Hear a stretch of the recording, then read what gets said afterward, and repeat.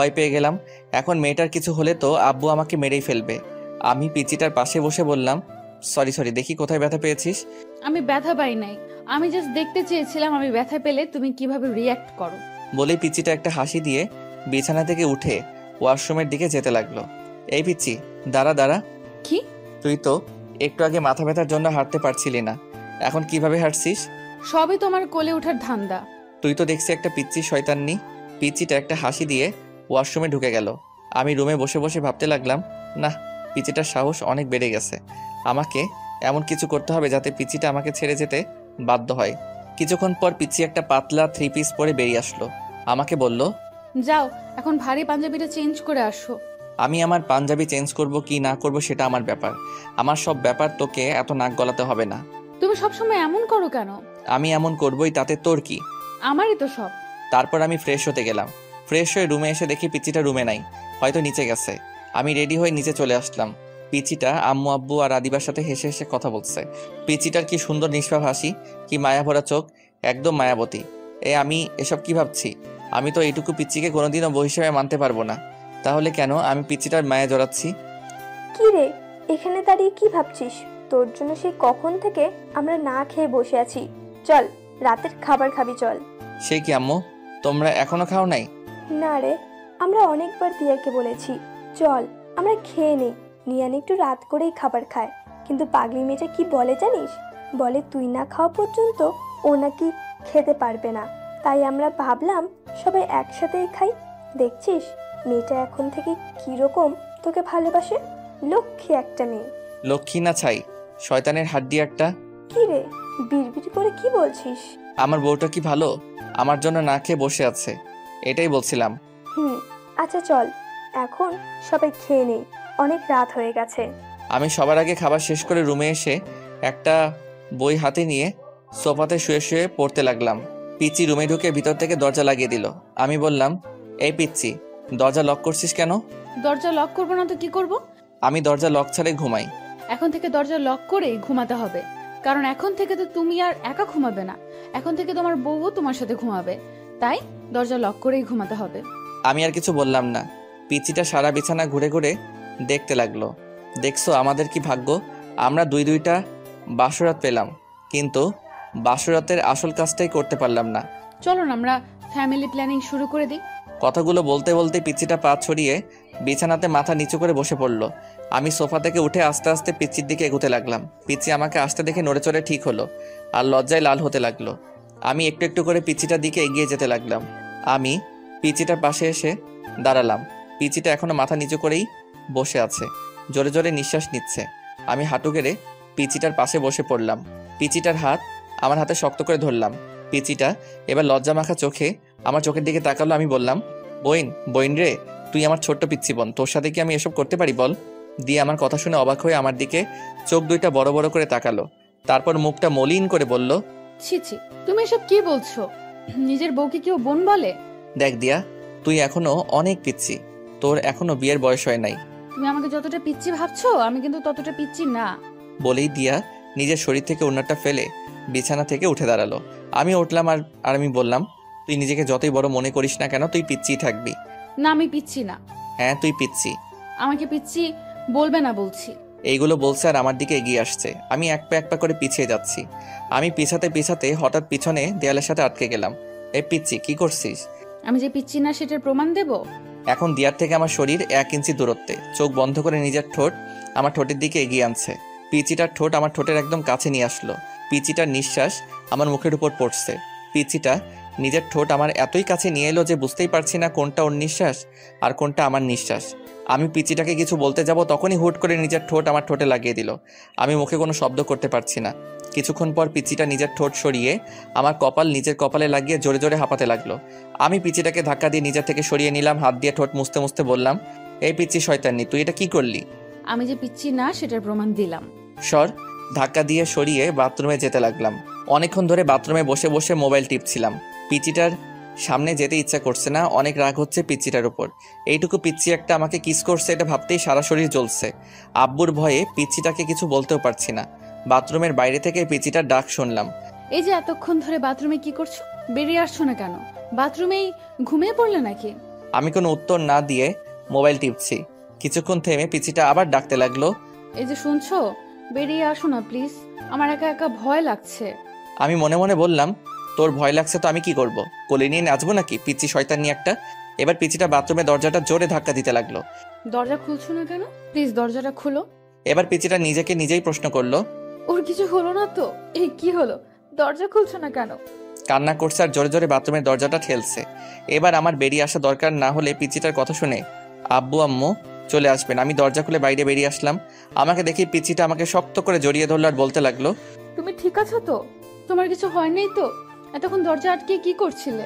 জানো আমি কতটা ভয় পেয়ে গিয়েছিলাম। সত্যি তুই একটা পিচ্ছি। বলেই পিচিটাকে পাশ কাটিয়ে বিছানা থেকে একটা বালিশ নিয়ে সোফাতে চলে গেলাম।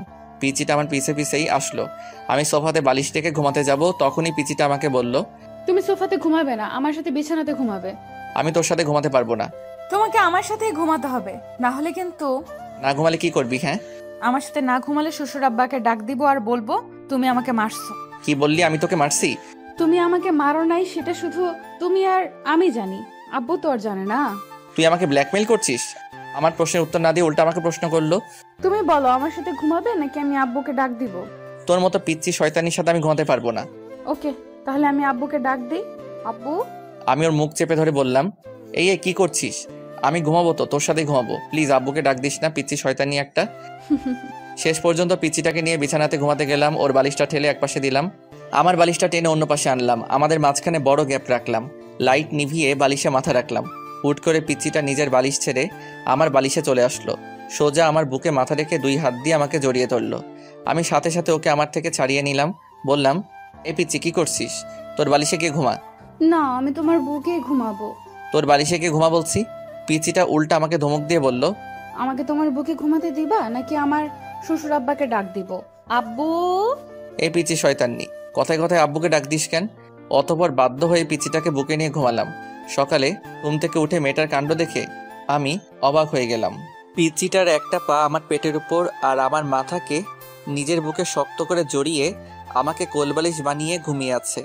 আমি পিচ্চিটার বাহু থেকে নিজেকে ছাড়ানোর চেষ্টা করছি, কিন্তু পিচ্চিটা আমাকে ছাড়ছেই না, আরো শক্ত করে আমাকে জড়িয়ে ধরছে। তার মানে পিচ্চিটা এখন জেগেই আছে। আমি বললাম, এই পিচ্চি আমাকে ছাড় বলছি। পিচ্চিটা আমাকে ছাড়ছেই না। আমি এবার জোর করে পিচ্চিটার থেকে ছুটে আসলাম। ফ্রেশ হয়ে রুমে এসে দেখি পিচ্চিটা নাই, হয়তো উঠে নিচে চলে গেছে। আমি রেডি হয়ে নিচে খাবার টেবিলে চলে আসলাম। সবাই একসাথে নাস্তা করছি। আব্বু বললেন, নিয়ান, তুই কোথাও বের হবি নাকি? জি আব্বু, বন্ধুদের সাথে একটু দেখা করতে যাব। বৌমাকে সাথে করে নিয়ে যা, একটা ভালো কলেজে ভর্তি করিয়ে দিস। আব্বু, তার চেয়ে বরং ওকে ওর বাড়িতে পাঠিয়ে দাও, দিয়া ওর বাড়ি থেকে পড়াশোনা করুক। পিচিটার হাসি মুখ মলিন হয়ে গেল। আব্বু বললেন, দিয়া এখন আমাদের বাড়ির বউ, আমাদের বাড়ি থেকেই পড়াশোনা করবে। তোকে আমি যেটা বলছি তুই সেটা কর। আচ্ছা আব্বু। পিচিটার মুখে হাসি ফুটে উঠলো। আমি বাইক নিয়ে পিচিটার জন্য বাইরে দাঁড়িয়ে আছি, কিন্তু এখনো আসছে না কেন? সেই কখন রেডি হতে গিয়েছিল। কিছুক্ষণ পর পিচিটা বেরিয়ে আসলো। আমি পিচিটাকে দেখে হা করে তাকিয়ে রইলাম। পিচিটাকে সাদা একটা পরি লাগছে। পিচিটা একটা সাদা জামা পরে বের হয়ে আসলো, ঠোঁটে লাল লিপস্টিক, চোখে গাঢ় করে কাজল, মুখে কোনো মেকআপ নাই। মেকআপ ছাড়াই পিচিটাকে এক কথায় অসাধারণ লাগছে। এভাবে তাকিয়েছো কেন? আমার লজ্জা লাগছে। পিচিটার কথায় আমি ওর থেকে চোখ সরিয়ে নিলাম। যেভাবে সেজে আছিস বোঝা যাচ্ছে কোনো বিয়ে বাড়িতে যাচ্ছিস। বারে, নিজের বরের সাথে আজ প্রথম কোথাও একসাথে বের হচ্ছি, একটু সাজবো না? এটাকে একটু সাজা বলে? আচ্ছা তাড়াতাড়ি পেছনে ওঠ। ওয়াও, আমরা বাইকে যাব? পিচিটা হুট করে এসে আমার গালে একটা চুমু খেলো। এই পিচ্চি শয়তান্নি, আমাকে চুমু দিলি কেন? জানো, আমার অনেক দিনের স্বপ্ন আমার বর আমাকে বাইকের পেছনে নিয়ে ঘুরবে। সেই স্বপ্নটা আজ পূরণ হতে যাচ্ছে। তুই স্বপ্ন দেখ, আমি যাচ্ছি বলেই বাইকটা স্টার্ট দিলাম। এই না না, আমি উঠছি। পিচ্চিটা পেছনে উঠে বসতেই আমি বাইকটা ছেড়ে দিলাম। কিছুক্ষণ পর আমি বাইকটা একটা জায়গায় থামালাম। পিচ্চিটা বলল, আমরা কি কলেজে এসে পড়েছি? না। তাহলে এখানে বাইক থামালে কেন? দরকার আছে। পিচ্চিটার কিছু বলল না, চুপ করে বসে রইল। আমি ভাবতে লাগলাম, সামনে তো বন্ধুরা আড্ডা দিচ্ছে, আমার সাথে যদি পিচ্চিটাকে দেখে তাহলে তো আমি শেষ। আমি ভাবতে লাগলাম কি করা যায়। হ্যাঁ, বুদ্ধি পেয়েছি। আমি পিচ্চিটাকে বললাম, এই পিচ্চি আমাকে শক্ত করে ধরো। পিচ্চিটা খুশি হয়ে আমাকে শক্ত করে ধরলো। আমি বাইকটা স্টার্ট দিলাম। আস্তে আস্তে বাইকের স্পিড অনেকটা বাড়িয়ে দিলাম। পিচ্চিটা ভয় পেয়ে আরো শক্ত করে আমাকে জড়িয়ে ধরছে আর আমাকে কি যেন বলছে। বাতাসের শ শ আওয়াজে পিচিটার কথা আমি ভালো করে শুনতেও পারছি না। আমাদের আড্ডার জায়গা ফেলে আসতেই আমি বাইকের স্পিড কমিয়ে দিলাম। তারপর একটা কলেজের সামনে এসে বাইক থামালাম। পিচিটা বাইক থেকে নেমে কান্না করে দিল। এ পিচি, কি হলো? কি কান্না করছিস কেন? তুমি এত স্পিডে বাইক চালিয়ে আসলে কেন? আমি কত ভয় পেয়ে গেছিলাম। সত্যি তুই একটা পিচ্ছি। কান্না থামা বলছে, সবাই দেখছে। এভাবে রাস্তায় কান্না করছিস, মানুষ কি ভাববে? পিচিটা কেঁদেই চলছে। এই পিচ্ছি, কান্না থামা বলছি, না হলে কিন্তু। এবার আরো জোরে জোরে কান্না করতে লাগলো। আমি বাড়িতে গিয়ে শ্বশুর আব্বাকে সব বলবো। তুমি আমাকে মারছো আর অনেক স্পিডে বাইক চালিয়েছো। এই মেয়ে, আমি তোকে কখন মারলাম? এটা তো ডাহা মিথ্যা কথা। আচ্ছা বোন, সরি। আর জীবনেও স্পিডে বাইক চালাবো না। এবার তো কান্না থামা। দেখ লোকজন কিভাবে আমাদের দিকে তাকিয়ে আছে। তুমি আবার আমাকে বোন বলছো? এবার কয়েকটা লোক আমাদের দিকে এগিয়ে আসলো। লোকগুলো আমাদের অনেকক্ষণ ধরে লক্ষ্য করছিল। কি ভাই, মেয়েটাকে এভাবে কাঁদাচ্ছেন কেন? মেয়ে দেখলেই পিছনে লাগতে ইচ্ছা করে। বলে লোকটা নিজের হাতে শার্ট উপরে তুলতে তুলতে আমার দিকে এগিয়ে আসছে। আরে ভাই, থামেন। উনি আমার বউ। আমার উপর রাগ করে কান্না করছে। আমার মুখে বউ ডাক শুনে দিয়া কান্না থামালো। আপু, উনি কি আপনার স্বামী? জি, উনি আমার স্বামী। লোকগুলো আমাকে সরি বলে চলে গেল। পিচিটাকে দেখলাম মাথা নিচু করে হাসছে। এই পিচি, হাসছিস কেন? তুমি আমাকে বউ বলছো তাই খুশি লাগছে। আমার বইয়ে গেছে তোকে বউ বলতে। আমি তো ওই লোকগুলোর হাত থেকে বাঁচার জন্য তাকে বউ বললাম। যেভাবেই হোক বউ বলছো তো। পিচিটাকে কলেজে ভর্তি করিয়ে আবার বাড়িতে ফিরছি। এবার বাইকটা আস্তে আস্তে চালাচ্ছি। কিছু দূর আগাতেই দেখলাম কয়েকজন লোক রাস্তার মাঝখানে দাঁড়িয়ে আছে। আরে, এরা তো আমার বন্ধুরা। এখন আমি কি করি? সবাই আমার দিকে রাগি চোখে তাকিয়ে আছে। আমি বললাম, কিরে তোরা এভাবে মাঝ রাস্তায় দাঁড়িয়ে আছিস কেন? এদিকে যাওয়ার সময় তোকে আমরা পিছন থেকে কত ডেকেছি, তুই শুনলি না কারো? ও, তোরা ডেকেছিলি, আমি হয়তো শুনতে পারি নাই। কিরে মামা, পিছনে সুন্দরী মাইয়াটাকে? আমি এতক্ষণ এটারই ভয় পাচ্ছিলাম। হ্যাঁ রে, মেয়েটাকে। আমি কিছু বলছি না দেখে পিচিটাই বলল। আমি ওর বউ। পিচিটাকে বলতে না দিয়ে আমি বললাম, ও আমার চাচাতো বোন। পিচিটা আবার কান্না শুরু করে দিল। তুমি আমাকে আবার বোন বলছো? আমি বাড়িতে গিয়ে শ্বশুর আব্বাকে সব বলবো। নিজের বউকে বোন বলা হচ্ছে? আমার বন্ধুরা সবাই একসাথে বলে উঠলো। বউ? সবাই অবাক হয়ে আমার দিকে তাকিয়ে রইল। ওরা আমাকে প্রশ্ন করতে যাবে, তখনই আমি বললাম, বাড়ি থেকে ফিরে এসে সব বলছি। এই বলে বাইক স্টার্ট দিয়ে বাড়িতে চলে আসলাম। এ পিচ্ছি, নাম, বাড়ি চলে এসেছি। পিচিটা বাইক থেকে নামতে আমি বাইক আবার স্টার্ট দিলাম। পিচিটা বলল, বাসায় কখন ফিরবে? সেটা তোকে বলে যেতে হবে নাকি? বলেই বাইক চালিয়ে চলে আসলাম বন্ধুদের কাছে। বন্ধুদের সাথে আড্ডা দিতে দিতে কখন যে বিকাল 3টা বেজে গেল খেয়ালই করি নাই। বাসাতে ঢুকতেই দেখি আব্বু ড্রয়িং রুমের সোফাতে বসে আছেন। আমাকে দেখে আব্বু সোফা থেকে উঠে এসে আমার সামনে দাঁড়ালেন। তারপর বললেন, তোর কি কাণ্ডজ্ঞান বলতে কিছু নেই? আব্বু। চুপ কর। ঘরে যে তোর একটা বউ আছে, সেদিকে কি খেয়াল আছে? মেয়েটা সেই কখন থেকে না খেয়ে তোর জন্য বসে আছে, আর তুই সারাদিন বকাটের মতো ঘুরে বেড়াচ্ছিস, আর নিজের ফোনটাও অফ করে রাখছিস। আমি মাথা নিচু করে বললাম, ফোনে চার্জ ছিল না, তাই আপনি অফ হয়ে গেছে। আম্মু এসে বললেন, যা, রুম থেকে বৌমাকে নিয়ে আয়। মেয়েটা সেই কখন থেকে তোর জন্য অপেক্ষা করে বসে আছে। আমি রুমে ঢোকার আওয়াজ পেয়ে পিচ্চিটা বেলকনি থেকে দৌড়ে আমার কাছে এসে বলল। তুমি চলে এসে? পিচ্চিটা গালে হাত দিয়ে আমার দিকে প্রশ্নবোধক দৃষ্টিতে তাকিয়ে আছে। আমি বললাম, এই পিচ্চি, তোকে কে বলেছে আমার জন্য না খেয়ে বসে থাকতে? পিচ্চিটার চোখের পানি গড়িয়ে পড়লো। আমি আবার বললাম, আজ শুধু তোর জন্য আব্বু জীবনেই প্রথম আমাকে বকাটে বলল। আমার উপর বউয়ের অধিকার দেখানো হচ্ছে। তোকে আমি বউ হিসেবে মানি না, আর কোনোদিন মানবো না, অসহ্য একটা। পিচ্চিটাকে পাশ কাটিয়ে ওয়াশরুমে চলে গেলাম। ওয়াশরুম থেকে ফিরে এসে দেখি পিচ্চিটা সেই আগের জায়গাটাতে দাঁড়িয়ে আছে। আমি পিচ্চিটার থেকে 2-3 পা সামনে এসে মাথাটা একটু পেছনে ঘুরিয়ে বললাম, এই পিচ্চি, নিচে আসবি নাকি আমাকে আরো বকা খাওয়ানোর ইচ্ছা আছে? জি, আসছি। পিচ্চিটাকে নিয়ে খাবার খাচ্ছি। আম্মু পাশে দাঁড়িয়ে আছেন। পিচ্চিকে দেখলাম খাবার না খেয়ে কি যেন একটা ভাবছে, আর খাবারগুলো হাত দিয়ে শুধু নাড়ছে। আম্মু পিচ্চিটাকে বললেন, কি রে মা, তুই খাবার না খেয়ে কি ভাবছিস? কিছু না আম্মু। তাহলে খাচ্ছিস না কেন? পিচ্চিটা নিজের গাল থেকে চুলগুলো সরিয়ে কিছুটা ভাত মুখে নিল। আম্মু চিৎকার দিয়ে উঠলেন, সে কি রে দিয়া মা, তোর গালে এটা কিসের দাগ? আম্মুর কথায় আমি পিচিটার গালের দিকে তাকালাম। পিচিটার গাল অনেকটা লাল হয়ে আঙুলের ছাপ দেখা যাচ্ছে। আমার আর বুঝতে বাকি রইল না যে এটা আমারই আঙুলের ছাপ। তখন রাগে থাপ্পড়টা অনেক জোরেই মেরেছিলাম। কি রে মা, কিছু বলছিস না যে? আমাকে বল, কি হয়েছে? এটা হয়তো অ্যালার্জির কারণে হয়েছে আম্মু। গালটা অনেকক্ষণ ধরে চুলকাচ্ছিল। ওষুধ লাগিয়েছিস? না আম্মু, পরে লাগিয়ে নিব। মেয়েটাকে দেখে আমার অনেক মায়া হচ্ছে। আমাকে বাঁচানোর জন্য মেয়েটা মিথ্যা বললো, আর আমি কি না নিজের উপর রাগ হচ্ছে। মেয়েটা আমার আগেই খাবার খেয়ে রুমে চলে গেল। কিছুক্ষণ পর আমি রুমে গিয়ে দেখি মেয়েটা রুমে নাই, হয়তো বেলকনিতে আছে। ভাবলাম মেয়েটাকে সরি বলে আসি। আমি বেলকনিতে গিয়ে দেখলাম পিচিটা আনমনে বাইরে তাকিয়ে আছে। আমাকে বলতে না দিয়ে পিচিটা বলল, আপনি আমাদের ডিভোর্স চান তাই তো? আমি জানি আপনি আমাদের ডিভোর্স চান, কিন্তু আপনার আব্বুর ভয় বলতে পারছেন না। আর এই বিয়েটাও আপনার আব্বুর ভয়ে করেছেন, কিন্তু আপনি চিন্তা করবেন না। ডিভোর্স হওয়ার পর আপনার আব্বুকে বলবো আমি নিজেই আপনাকে ছেড়ে চলে গেছি, বলবো আপনার কোনো দোষ নেই। আপনি ডিভোর্স পেপার রেডি করেন। পিচিটা চোখের পানি মুছে রুমে চলে গেল। আমি কিছুই বলতে পারলাম না। পরের দিন বাইরে ঘুরতে যাওয়ার কথা বলে পিচিটাকে নিয়ে উকিলের কাছে আসলাম। উকিলের কাছে আসার পর উকিল বলল বিয়ের 6 মাস আগে ডিভোর্স দেওয়া সম্ভব না, তার মানে আমাদেরকে আরো 6 মাস একসাথে থাকতে হবে। তারপর ডিভোর্সের অ্যাপ্লাই করে কোর্ট থেকে বেরিয়ে আসলাম। আজ আমি বাইকটা সাথে আনি নাই, তাই রিক্সা দিয়ে বাড়ি ফিরছিলাম। অনেকক্ষণ ধরে রিক্সাতে বসে আছি, কারো মুখে কোনো কথা নাই, দুজনেই চুপ করে আছি। দুজনের নীরবতা ভেঙে পিচিটাই বলল, আমার একটা কথা রাখবেন। বলো। আমরা যে কটা দিন একসাথে থাকবো সেই কটা দিন কি আমরা স্বামী স্ত্রীর মতো থাকতে পারি না? মানে তুই কি বলতে চাইছিস? আরে আমি তোমার কাছে স্ত্রীর অধিকার চাই নাই, আমি বলছি আমরা স্বামী স্ত্রীর মতো ব্যবহার করতে পারি কি না। প্লিজ আমার এই শেষ ইচ্ছাটা রাখো। আচ্ছা ঠিক আছে। সত্যি?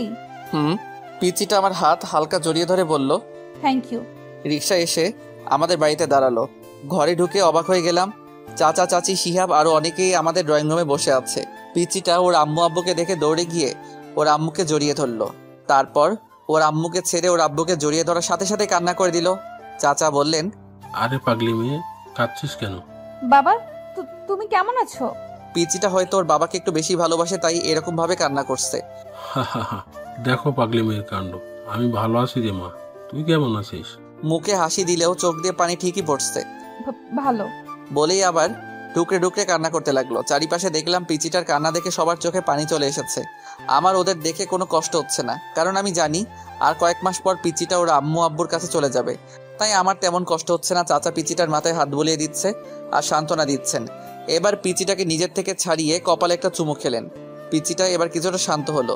আম্মু আমাকে ইশারায় বললেন চাচা চাচিকে সালাম করতে। আমি এগিয়ে গিয়ে চাচা চাচিকে সালাম করলাম। এবার আব্বু পিচিটাকে বললেন, যাও মা, ব্যাগপত্র গুছিয়ে নাও, আজ তোমরা তোমাদের বাড়ি যাচ্ছ। তোমার আব্বু আম্মু তোমাদের নিতেই এসেছেন। পিচিটা একবার আমার দিকে তাকিয়ে উপরের রুমে যেতে লাগলো। আব্বু আমাকে বললেন, কি রে, তুই দাঁড়িয়ে আছিস কেন? ব্যাগপত্র গুছিয়ে নে, তোদের গ্রামে গিয়ে 4 থেকে 5 দিন থাকতে হবে। আমি অবাক হয়ে বললাম, আব্বু আমাকেও যেতে হবে নাকি? হ্যাঁ বাবা, বিয়ের পর শ্বশুর বাড়ি গিয়ে কয়েকদিন থাকতে হয়, এটাই নিয়ম। আর তাছাড়া তুমি সেখানে যাচ্ছ, সেটা তো শুধু তোমার শ্বশুর বাড়ি না, তোমার নিজেরও বাড়ি। চাচা বলছিলাম কি আমি না গেলে কি হয় না? না হয় না, যা তাড়াতাড়ি গিয়ে রেডি হয়ে নে। অতপর বাধ্য হয়ে আমাদের গ্রামের বাড়ি মানে শ্বশুর বাড়ি আসতে হলো। গাড়ির গেটের ভিতর ঢুকতেই অবাক হয়ে গেলাম। বাড়িটা এখনো সেই বিয়ে বাড়ির মতো সাজানো। ভিতরে ঢুকতেই কয়েকটা মেয়ে দিয়া চিৎকার দিয়ে পিচিটাকে জড়িয়ে ধরলো। তারপর একটা মেয়ে আমার দিকে তাকিয়ে বলল, উনি কি তোর বর? পিচিটা লজ্জায় মাথা নিচু করে হ্যাঁ বলল। অন্য আরেকটা মেয়ে বলল, ও মাই গড দিয়া, তোর বরটা কত হ্যান্ডসাম রে, আমি তো প্রথম দেখাতেই প্রেমে পড়ে গেছি। এই ফারিয়া, তুই কিন্তু ভুলে যাস না ও কিন্তু আমার বর। রাগ করিস কেন? আমি তো দুলাভাইয়ের সাথে মজা করলাম। আমি বুঝতে পারলাম মেয়েগুলো পিচিটার মতোই এক একটা শয়তানের হাড্ডি। আমি বললাম, আপনাদের কাউকে তো চিনলাম না। পিচিটা বলল, ওরা আমার বান্ধবী। ও কিরে, তোরা এখানে দাঁড়িয়ে আছিস? দিয়া মা, জামাই বাবাজিকে নিয়ে রুমে গিয়ে ফ্রেশ হয়ে নে। পিচিটার সাথে রুমে আসলাম। রুমে এসে শরীর এড়িয়ে দিলাম বিছানাতে। অনেকক্ষণ জার্নির কারণে একটু ক্লান্ত লাগছে। পিচিটা আমার সামনে এসে দাঁড়িয়ে বলল, তুমি আগে ফ্রেশ হবে নাকি আমি আগে ফ্রেশ হয়ে নিব? তুই যা, আমি তোর পরে ফ্রেশ হয়ে নিব। পিচিটাকে দেখলাম রাগী চোখে আমার দিকে তাকিয়ে আছে। কি হলো, এভাবে তাকিয়ে আছিস কেন? আমাদের মধ্যে কি কথা হয়েছিল? কি? তুমি আমাকে কথা দিয়েছিলে না আমরা যে কটা দিন একসাথে থাকবো সে কটা দিন স্বামী স্ত্রীদের মতো থাকবো। তাহলে তুমি আমাকে এখনো তুই তুই করে ডাকছো কেন? তুমি আমাকে পিচ্চি ডাকতে পারো, তাতে আমার কোনো সমস্যা নেই, কিন্তু এই তুই তুই করে ডাকবে না। আমার কেন জানি তোমার মুখে তুই ডাকটা সহ্য হয় না। ওকে চেষ্টা করব। চেষ্টা করবা মানে? আচ্ছা রে বাবা, তুমি করে ডাকবো। খুশি? অনেক খুশি। পিচি শয়তান নিয়ে একটা। পিচিটা একটা হাসি দিয়ে বাথরুমে চলে গেল। কিছুক্ষণ পর পিচিটা গোসল করে বেরিয়ে আসলো। আমি হা হয়ে পিচিটার দিকে তাকিয়ে রইলাম। পিচিটা লজ্জা পেয়ে আমাকে বলল, কি দেখছো? আমি এবার হাসিতে ফেটে পড়লাম। কেন হাসছি বুঝতে পারছে না তো? দাঁড়ান, আগে একটু হেসে নিই তারপর বলছি। পিচিটা একটা শাড়ি পরে বের হয়ে আসছে। পরে আসছে বললে ভুল হবে, বলতে হবে পেঁচিয়ে আসছে। কোথায় শাড়ির মাথা, কোথায় শাড়ির আঁচল, কোনো ঠিক ঠিকানা নাই। এমনভাবে পরে আসছে মনে হচ্ছে এখনই খুলে পড়ে যাবে। পিচ্চিটা যেখানে শাড়ির কুচি দেওয়া হয় সেখানটায় হাত দিয়ে ধরে দাঁড়িয়ে আছে। পিচ্চিটার পেট দেখা যাচ্ছে, তাই লজ্জায় লাল হয়ে আমার সামনে দাঁড়িয়ে আছে। এটা কি পড়ছো বলেই হাসতে হাসতে আবার বিছানায় গড়াগড়ি খেতে লাগলাম। তুমি খুব খারাপ, দেখছো আমি শাড়ি পরতে পারছি না আর তুমি দাঁত খিলিয়ে হাসছো। হা হা হা, সরি, আমাকে দে, আমি ঠিক করে দিচ্ছি। সত্যি তুমি আমাকে পরিয়ে দিবে? লজ্জায় লাল হয়ে বলল কথাটা। আমার কি যে লজ্জা লাগছে, আবার খুশিও লাগছে। না, আমি শুধু ঠিক করে দিব, এদিকে আয়। আবার তুই করে ডাকছো? আচ্ছা ঠিক আছে, এদিকে আসো। পিচিটা একটা হাসি দিয়ে আমার কাছে এগিয়ে আসলো। আমি প্রথমে পিচিটার আঁচল ঠিক করলাম। পিচিটার শরীরে আমার হাত লাগতেই পিচিটা কেঁপে উঠলো। তারপর পেটের নাভিসহ কিছুটা অংশ বেরিয়ে এসেছিল, সেই জায়গায় শাড়ি দিয়ে ঢাকতে গিয়ে আমার হাত লেগে গেল ওর পেটে। পিচিটা ছিটকে আমার থেকে সরে পিছিয়ে গেল। আমি বললাম, কি হলো, এভাবে পিছিয়ে গেলে কেন? কিছু না বলে পিচিটা আবার আমার দিকে এগিয়ে আসলো। আমি এবার পিচিটা যে জায়গায় হাত দিয়ে ধরে রেখেছিল সেটা ওর হাত থেকে নিলাম। আমি ওর হাত থেকে নিয়ে শাড়ির কুচিটা দিতে লাগলাম। কুচি দিয়ে যেই ওর নাভির নিচে গুজতে যাব তখনই পিচিটা আমার হাত ধরে ফেললো। এটা আমাকে দাও, আমি পারবো। আমি আর কিছু না বলে ওর হাতে কুচিটা ধরিয়ে দিলাম। পিচিটা কুচি হাতে নিয়ে বাথরুমে ঢুকে গেল। কিছুক্ষণ পর পিচিটা বাথরুম থেকে শাড়িটা ঠিক করে বেরিয়ে আসলো। পিচিটার চোখ দুটো লাল হয়ে অনেক ফুলে আছে। সরি, তোমার চোখ মুখ এরকম লাগছে কেন? তুমি কি কান্না করছিলে নাকি? কি বলো কি? আমি কান্না করতে যাব কেন? ও আচ্ছা, এতক্ষণ পিচিটাকে আমি ভালো করে খেয়াল করি নাই। এখন চোখ পড়তে আমি হা করে তাকিয়ে রইলাম। পিচিটাকে শাড়িতে এত সুন্দর মানিয়েছে যে আমি লিখে বোঝাতে পারবো না। কালো শাড়ির কালো চুলগুলো ছেড়ে আসছে পিচিটা, একদম মায়াবতী লাগছে পিচিটাকে। পিচিটা আমার তাকানো দেখে লজ্জা পেল। কি দেখছো? তোমাকে খুব সুন্দর লাগছে। এই কথা বলতে গিয়েও কিছু একটা ভেবে আটকে গেলাম। নিজেই নিজেকে বলতে লাগলাম, আমি এসব কি ভাবছি? ও তো একটা পিচ্চি মেয়ে, ও তো আমার চাচাতো বোন। আমি তো কোনোদিনও ওকে বউ হিসেবে মেনে নিতে পারবো না। তাহলে কেন আমি ওর দিকে এরকম ভাবে তাকিয়ে আছি?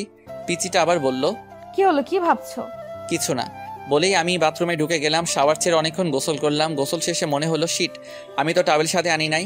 পরনে যে কাপড়গুলো নিয়ে বাথরুমে ঢুকেছিলাম সেগুলো ভিজিয়ে ফেলেছি। এখন আমি বাথরুম থেকে বের হই কিভাবে?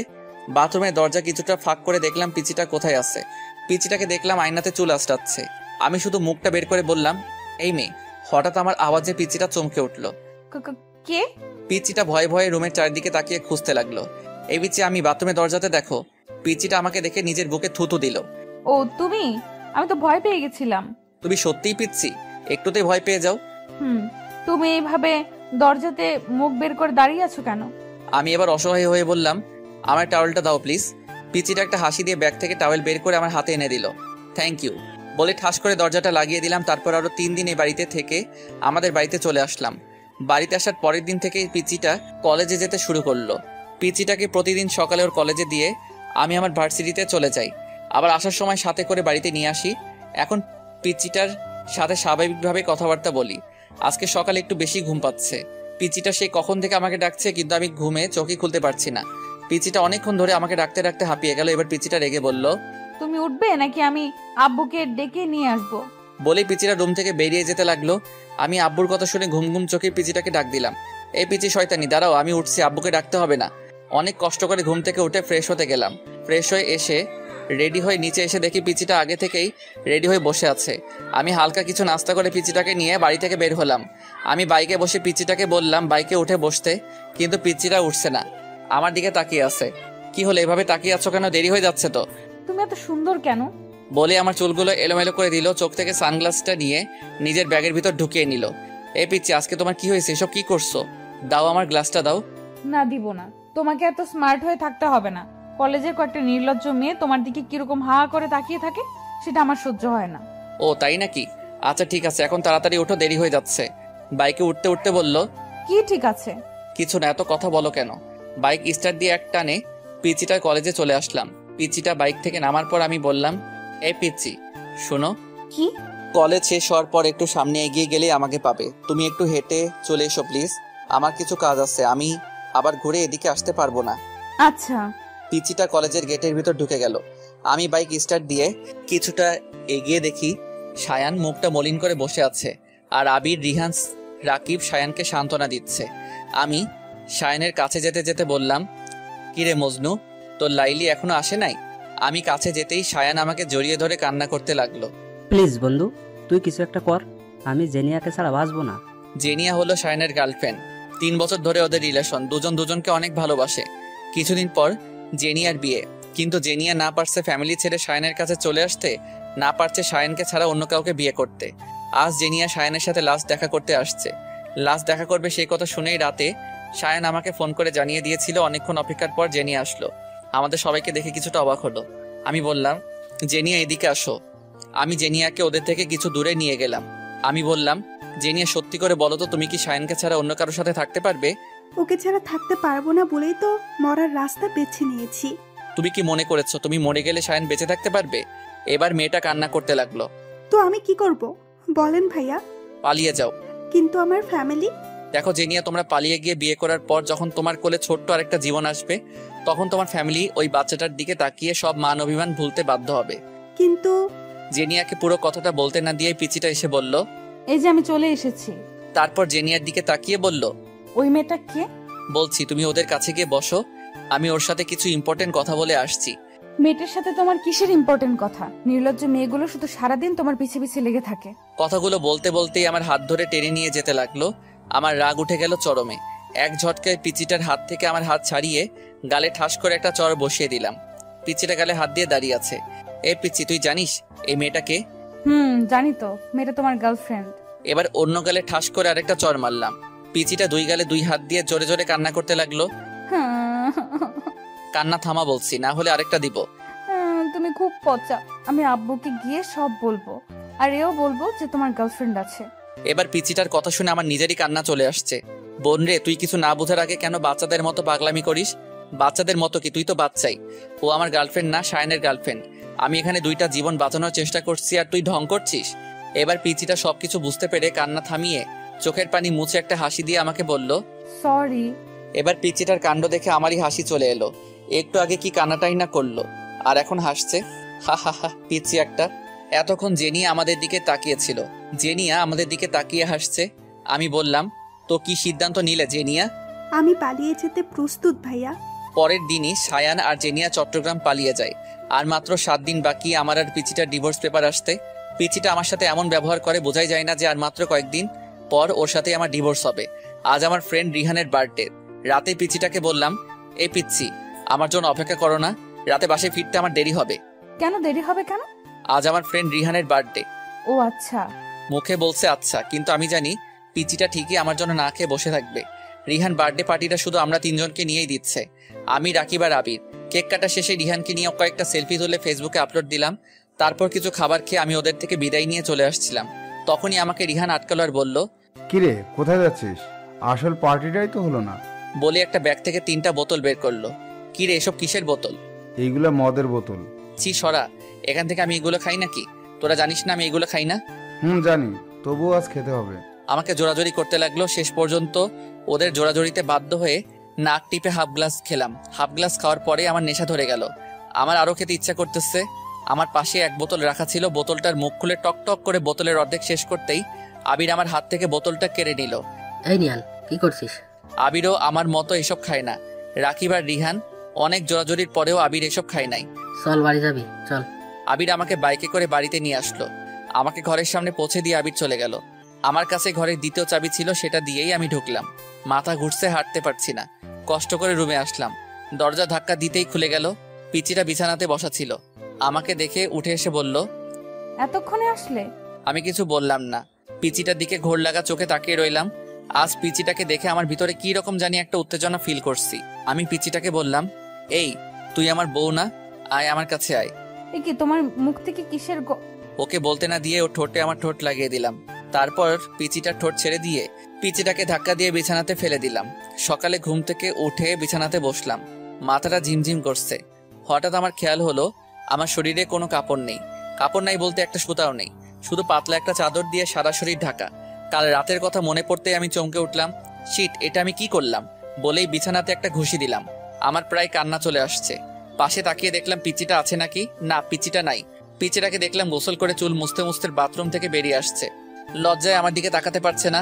মাথা নিচু করে আমাকে বলল, বাথরুমে গরম পানি রাখা আছে, গোসল করে নাও। বলেই রুম থেকে বেরিয়ে গেল। আমি রেডি হয়ে ঘর থেকে বেরিয়ে গেলাম। ফিরে এসে পিচিটাকে খুঁজতে লাগলাম। রান্নাঘরে গিয়ে দেখলাম আম্মুর সাথে রান্না করছে। আমি বললাম, এই দিয়া রুমে আসো। পিচিটা রুমে এসে বলল, কিছু বলবে? এটা খেয়ে নাও। কিসের ওষুধ এটা? এটা পিল। পিল শব্দটা শুনে পিচিটা আমার থেকে কয়েক পা পিছিয়ে গেল। মুখটা মলিন করে আমার দিকে হা করে তাকিয়ে রইল। আমি বললাম, সরি, প্লিজ আমাকে মাফ করে দিও। রাতে যে কি হয়েছিল আমার, সত্যি বলছি তখন আমার কোনো হুঁশ জ্ঞান ছিল না। পিচিটা কোনো কথা বলছে না, শুধু চোখ দিয়ে অনর্গল পানি ঝরে যাচ্ছে। আমি বললাম, প্লিজ তুমি কেঁদো না, তুমি কাঁদলে আমি নিজেকে কোনোদিন ক্ষমা করতে পারবো না, প্লিজ পিলটা খেয়ে নিও। বলে আমি রুম থেকে বেরিয়ে গেলাম। দিয়ার কথায় আসি। দিয়া সেখানে স্তব্ধ হয়ে কিছুক্ষণ দাঁড়িয়ে রইল, তারপর দৌড়ে বাথরুমে ঢুকে গেল। বাথরুমে ঢুকে শাওয়ার ছেড়ে শাওয়ারের নিচে বসে হাউ মাউ করে কান্না করতে লাগলো। এখন দিয়া যত জোরে কান্না করুক না কেন, সে কান্নার আওয়াজ বাইরে যাবে না, তাই ইচ্ছে মতো চিৎকার করে কান্না করতে লাগলো। দিয়া ভেবেছিল কাল রাতের ঘটনার পর নিয়ান আর তাকে দূরে সরিয়ে রাখতে পারবে না। এখন নিয়ান তাকে মেনে নেবে, কিন্তু একটু আগে যখন নিয়ান তার হাতে পিলটা ধরিয়ে দিল, তখন মাথায় যেন আকাশ ভেঙে পড়লো। এটুকু একটা পিলকে দিয়ার কাছে মনে হয়েছিল যেন এটা পৃথিবীর সবচেয়ে ভারী একটা জিনিস। সেই ভারী জিনিসটা নিয়ান দিয়ার হাতে ধরিয়ে দিল। আমি রুম থেকে বের হয়ে এসে ড্রয়িং রুমে সোফাতে বসলাম। মনে মনে ভাবতে লাগলাম, আমি কি মেয়েটার সাথে একটু বেশি অপরাধ করে ফেলেছি? আমি যদি মেয়েটাকে স্ত্রী হিসেবে নাই মানতে পারি, তাহলে কেন আমি মেয়েটার সতীত্ব নষ্ট করলাম? নিজেকে নিজের কাছে অনেক অপরাধ বোধ হচ্ছে। মনে হচ্ছে যেন আমি এই পৃথিবীর সবচেয়ে বড় অপরাধী। মেয়েটার জন্য অনেক মায়া হচ্ছে। পিচিটার আর আমার ডিভোর্স পেপার আসতে আর মাত্র 4 দিন বাকি। পিচিটা এখন আমার সাথে আগের মতো কথা বলে না, আগের মতো পাগলামি করে না। কিছু জিজ্ঞেস করলে শুধু সেটার উত্তর দেয়। উত্তর দেওয়ার ধরন এমন, হ্যাঁ, না, ঠিক আছে, এর বেশি পিচিটা আমার সাথে একটা কথা বলে না। এখন কলেজে আমাকে ছেড়ে একা একাই চলে যায়। আমি বলেছিলাম আমার সাথে যেতে, কিন্তু পিচিটা বলে সে নাকি একা যেতে পারবে। আমি পিচিটার সেই পাগলামিগুলো অনেক মিস করি। পিচিটার কিছু হলে একটুতেই কেঁদে ফেলা, আমাকে বারবার আব্বুর ভয় দেখানো, এগুলো অনেক মিস করি। আজ বন্ধুদের সাথে কিছুক্ষণ আড্ডা দেওয়ার পর চলে আসলাম পিচিটার কলেজের সামনে। কিছুক্ষণ পর পিচিটা বেরিয়ে আসলো। আমি পিচিটাকে বললাম, বাইকে ওঠো। পিচিটা কিছু না বলে আমাকে পাশ কাটিয়ে একটা রিক্সাতে উঠে গেল। আমি পিচিটার কাণ্ড দেখে বোকা বনে গেলাম। যে মেয়েটা আমার বাইকের পেছনে উঠতে সবসময় পাগল হয়ে থাকতো, সেই মেয়ে আজ আমার সামনে দিয়ে একটা রিক্সাতে উঠলো। আমার কেন জানি বুকের ভেতরটায় অনেক কষ্ট ফিল হচ্ছে। আমার এরকম কষ্ট হচ্ছে কেন? তাহলে কি আমি মেয়েটাকে ভালোবেসে ফেলেছি? সত্যি কি আমি মেয়েটাকে ভালোবেসে ফেলেছি? নিজেই নিজেকে প্রশ্ন করতে লাগলাম। সেখানে দাঁড়িয়ানা থেকে বাড়িতে চলে আসলাম। রুমে ঢুকে দেখলাম মেয়েটা গোসল করে বাথরুম থেকে বের হচ্ছে আর টাওয়েল দিয়ে চুল মুছছে। আজ কেন জানি আমার কাছে মেয়েটাকে অন্যরকম লাগছে। বারবার পিচিটার দিকে চোখ যাচ্ছে। পিচিটার মুখটা আজ এত ফ্যাকাশে লাগছে কেন? অনেকক্ষণ ধরে দেখছি পিচিটা মনমরা হয়ে কি যেন একটা ভাবছে। পিচিটা আয়নার সামনে দাঁড়িয়ে ছিল। আমি বললাম, তোমার কি কিছু হয়েছে? মেয়েটা আমার কথায় পিছনে ঘুরে আমার দিকে কিছুক্ষণ প্রশ্নবোধক দৃষ্টিতে তাকিয়ে রইল। তারপর মুখটা মলিন করে শুধু একটা শব্দ বলল, না। মেয়েটা রুম থেকে বেরিয়ে গেল। আমি বুঝলাম না মেয়েটা আমার দিকে এরকম ভাবে তাকালো কেন। মেয়েটা কি চোখের ভাষা দিয়ে আমাকে কিছু বোঝাতে চাইছিল? রাত 10:30। আমি আগে খাবার শেষ করে রুমে এসে মেয়েটার জন্য অপেক্ষা করছিলাম। মেয়েটা এতক্ষণ ধরে আসছে না কেন? আমি রুম থেকে বের হয়ে মেয়েটাকে ডাকতে লাগলাম, দিয়া, এই দিয়া। আসছি। দৌড়াতে দৌড়াতে মেয়েটা রুমে আসলো, আমার সামনে এসে দাঁড়ালো। হাঁপাতে হাঁপাতে বলল, কিছু বলবে? এতক্ষণ ধরে রুমে আসছিলে না, তার জন্যই ডাকলাম। আর কিছু বলবে না? আমি জানি মেয়েটা আমার মুখ থেকে কি শুনতে চাইছে। আমি মেয়েটার আমার জন্য এরকম অস্থিরতা দেখে মনে মনে হাসতে লাগলাম। তারপর মুখে একটা হাসি এনে বললাম, না, আর কি বলবো। ও। মেয়েটা কিছুক্ষণ নীরব থেকে আবার বলল, আমি কাল সকালে চলে যাচ্ছি। আমি অবাক হয়ে বললাম, চলে যাচ্ছ মানে? কোথায় চলে যাচ্ছ? আমাদের ডিভোর্স পেপার চলে এসেছে। সকালে একটা লোক এসে পেপারটা দিয়ে গেছিল। মেয়েটা আলমারি থেকে ডিভোর্স পেপার বের করে আমার সামনে আনলো। তারপর পেপারটা আমাকে দেখিয়ে বলল, এই পেপারটায় সাইন করার আগে আমাকে একটাবার বউ বলে ডাকবে। শুধু একটা বার আমাকে বউ বলে ডাকো প্লিজ। আমি কিছু না বলে রুম থেকে বেরিয়ে গেলাম। ঘরের বাইরে এসে বাইকটা নিয়ে বেরিয়ে পড়লাম। বাইক চালাচ্ছি আর মনে মনে ভাবছি, তোমাকে শুধু একবার না, সারা জীবন বউ বলে ডাকবো। আমার পিচ্চি বউ। বাইকের স্পিড বাড়িয়ে দিলাম। একটা ফুলের দোকানের সামনে এসে বাইক থামালাম। তারপর অনেকগুলো গোলাপ ফুল কিনে একটা শাড়ির দোকানে এসে লাল একটা শাড়ি কিনলাম। আজ পিচ্চিটাকে নিয়ে সব আবার নতুন করে শুরু করব। শাড়ি আর গোলাপ নিয়ে একরকম দৌড়েই ঘরে ঢুকলাম। তাড়াহুড়ো করে সিঁড়ি দিয়ে উপরে উঠতে যাব, তখনই সিঁড়িতে একটা হোঁচট খেলাম। হোঁচট খেয়ে আমার পায়ের একটা নখ উল্টে রক্ত বেরোচ্ছে, সেদিকে আমার খেয়াল নাই। রুমে ঢুকে বললাম, দিয়া, আমি চলে এসেছি। কিন্তু দিয়াকে রুমে দেখতে পাচ্ছি না কেন? মনে হয় বাথরুমে আছে। বাথরুমের দরজা ধাক্কা দিতে দরজা খুলে গেল না। বাথরুমেও নেই। বেলকনিতে দেখতে যাব, তখনই চোখ পড়লো বিছানাতে। দেখলাম ডিভোর্স পেপার রাখা আছে, তার উপর একটা ছোট্ট কাগজ। আমি ডিভোর্স পেপার হাতে নিয়ে দেখলাম ডিভোর্স পেপারে দিয়ার সাইন। আমার বুকের ভিতর ধুপ করে উঠলো। কাগজটার ভাঁজ খুলে পড়তে লাগলাম। প্রিয় নিয়ান আহমেদ, আজ থেকে তুমি মুক্ত। আজ থেকে তোমাকে আর কখনো পিচ্চির জ্বালা সহ্য করতে হবে না। চলে যাচ্ছি সব ছেড়ে। কোথায় যাচ্ছি আমি নিজেও জানি না। তুমি হয়তো ভেবেছিলে যে আমি আমাদের বাড়িতেই যাব। না, আমি যে ওই বাড়িতে যেতে পারবো না। কি মুখ নিয়ে যাব ওই বাড়িতে? আব্বুকে গিয়ে আমি কি বলবো?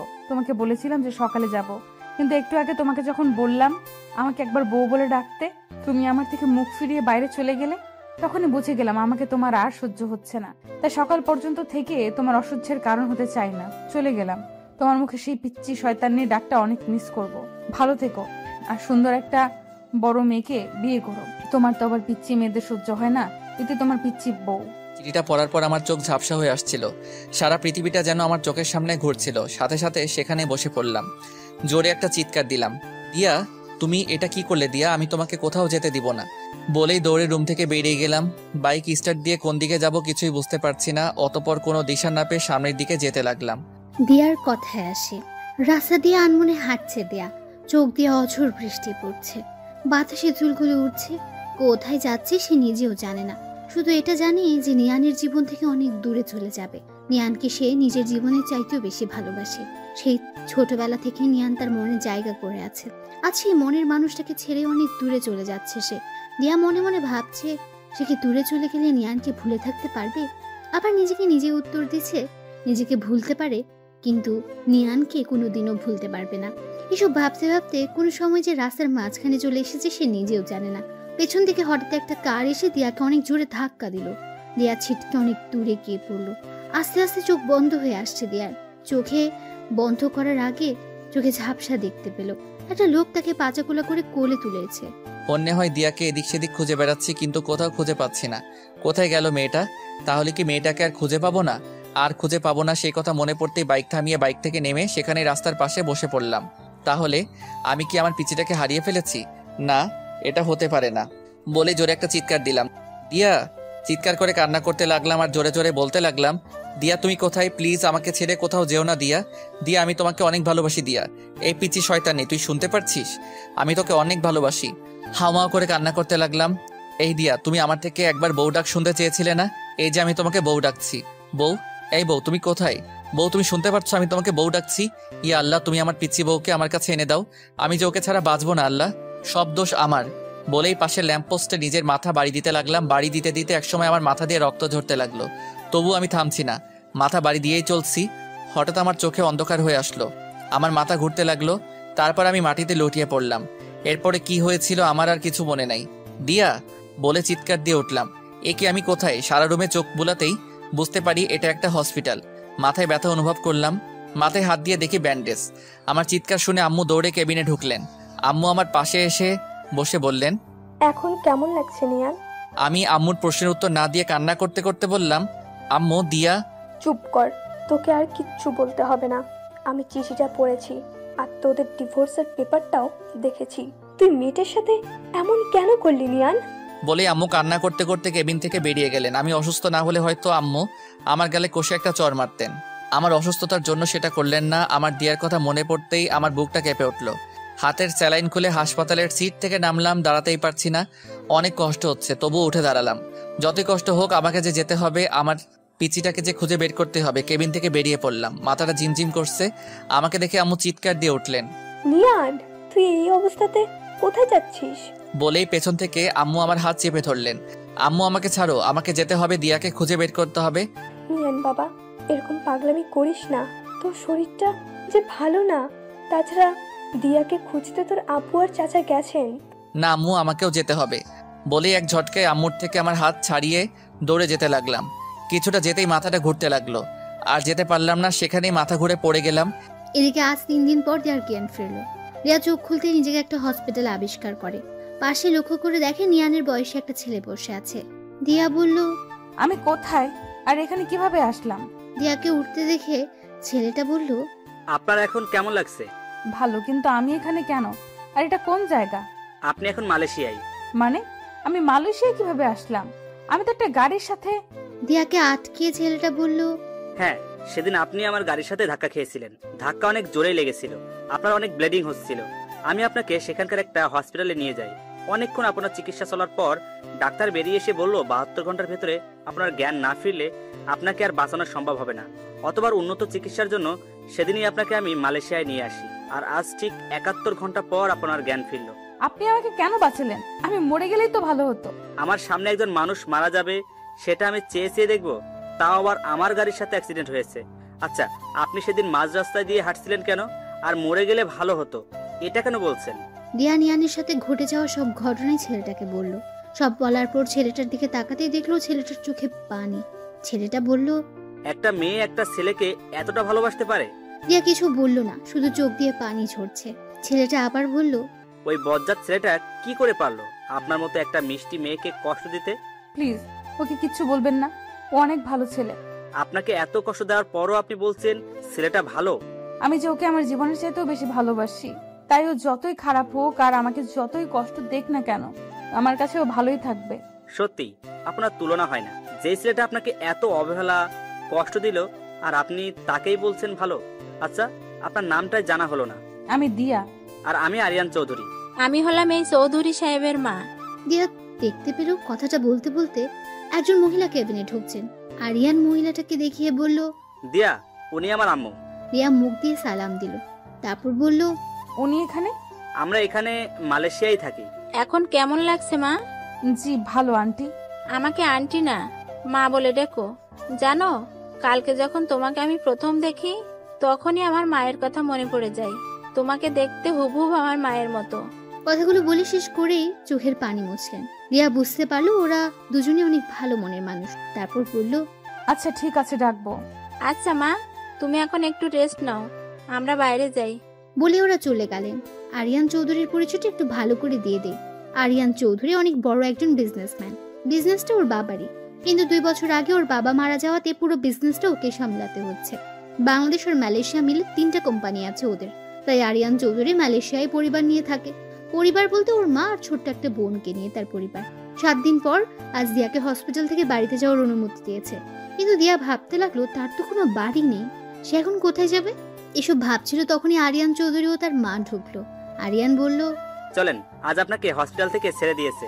কিন্তু আমি কোথায় যাব? কোথায় যাবে মানে? আমাদের বাড়িতে যাবে। কিন্তু আমি আপনাদের বাড়িতে কোন পরিচয়ে যাব? আমার তো আর কোনো পরিচয় নাই। আমাদের বাড়িতে যেতে তোমার কোনো পরিচয় লাগবে না মা। আম্মু, উনি যখন পরিচয় চাইছেন তাহলে ওনাকে একটা পরিচয় দিলে সমস্যা কোথায়? কি পরিচয় দিবি তুই ওকে? আমার বউয়ের পরিচয়। মানে? আরে আরে, আপনি তো ভয় পাবেন না। আমি আপনাকে সত্যিকারের বউ হতে বলছি না, শুধু আপনার পরিচয়টা হবে আপনি আমার বউ। কিন্তু আর কোনো কিন্তু না, এবার বাড়িতে চলুন। এদিকে আমি হাসপাতাল থেকে বাড়িতে এসে পাগলের মতো হয়ে গেলাম। প্রত্যেকদিন দিয়াকে খুঁজতে বের হই, কিন্তু কোথাও খুঁজে পাই না। সারা বাংলাদেশের অলিগলি সব খুঁজলাম, কিন্তু কোথাও খুঁজে পেলাম না। এভাবে প্রত্যেকদিন মেয়েটাকে পাগলের মতো খুঁজে বেড়াই, যে মেয়েটাকে আমি সহ্যই করতে পারতাম না। আজ সেই মেয়ের জন্য প্রত্যেক রাত কান্না করে বালিশ ভিজাই। এভাবে দিয়ার অপেক্ষায় কেটে গেল অনেক নির্ঘুম রাত, কেটে গেল 5-5টা বছর। এর মধ্যে দিয়ার কথা প্রায় সবাই ভুলেই গেছে। সবাই বলছে দিয়া নাকি আর ফিরে আসবে না, ও নাকি মারা গেছে।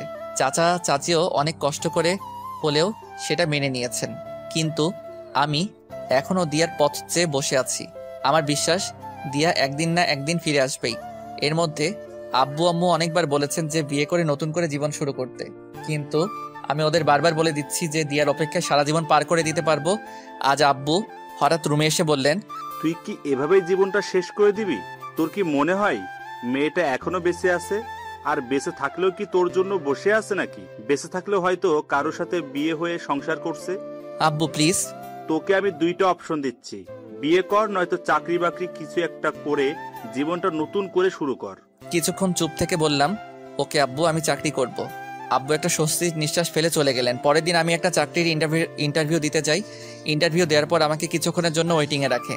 আমাকে কিছুক্ষণ পর আবার আমাকে ডাকে, আমাকে বলে কংগ্রাচুলেশনস, আপনার চাকরি হয়ে গেছে, কিন্তু সেটা মালয়েশিয়ায়।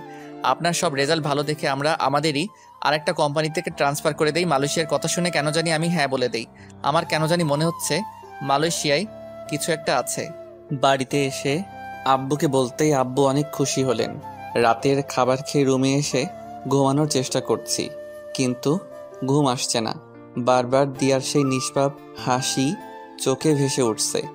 জানি শেষ রাত বা মধ্যরাত ছাড়া আমার ঘুম আসবে না। গত 5 বছর ধরে এরকমটাই হয়ে আসছে।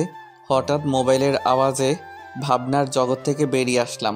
মোবাইল হাতে নিয়ে দেখি সে অচেনা নাম্বার থেকে আবার ফোন এসেছে। গত 5 বছর ধরে অনেকগুলো অচেনা নাম্বার থেকে আমার মোবাইলে ফোন আসে। ফোন রিসিভ করলে কেউ ওপাশে কিছু বলে না, শুধু আমি একটা ছোট্ট বাচ্চার হাউমাউ শুনতে পাই। অনেকবার বিরক্ত হয়ে অনেকগুলো নাম্বার ব্লক মেরেছি, কিন্তু কোনো কাজ হয় না। একটা ব্লক মারলে অন্য আরেকটা নাম্বার দিয়ে ফোন দেয়। দিয়া যদি আমাকে কোনোদিন ফোন দেয়, এই আশাতে সিমটাও পাল্টাতে পারি না। প্রথম প্রথম বিরক্ত লাগলেও এখন কেন জানি আমার ওই পিচ্চিটার অস্পষ্ট ভাষা শুনতে ভালো লাগে। তাই এখন প্রত্যেকটা দিন ফোনটা রিসিভও করি। আজও ফোন রিসিভ করে হ্যালো বলার সাথে সাথেই সেই পরিচিত আওয়াজ শুনতে পাই। ওপাশ থেকে আব্বু আম্মু বলে অস্পষ্ট ভাষায় কি যেন একটা বলছে, কিছু বুঝতে পারি না। শুধু এই আব্বু আম্মু ডাকটাই বুঝতে পারি। আজকে আমি মালয়েশিয়ায় যাচ্ছি। বাড়িতে সবার থেকে বিদায় নিয়ে এয়ারপোর্টে চলে আসলাম। এয়ারপোর্টে এসে ওই দিন যেই লোকটা আমার ইন্টারভিউ নিয়েছিল সেই লোকের সাথেই আরও অনেকগুলো লোকজন দেখতে পারলাম। পরে জানতে পারলাম ওরাও আমার মতোই মালয়েশিয়াতে চাকরি করতে সিলেক্ট হয়েছে। ওদের মধ্যে একজনের সাথে আমার অনেক ভাব জমে গেল। ওর নাম জিসান। বিমানে আমার পাশের সিটেই বসেছিল। ওর সাথে মিশে বুঝতে পারলাম ছেলেটা একটু বেশি চঞ্চল টাইপের, অনেক বেশি কথা বলে। ফ্লাইট ল্যান্ড করলো মালয়েশিয়ায়। আমি মালয়েশিয়ার মাটিতে পা রাখতেই আমার বুকটা কেঁপে উঠল। বুঝতে পারলাম না কেন হলো এমনটা।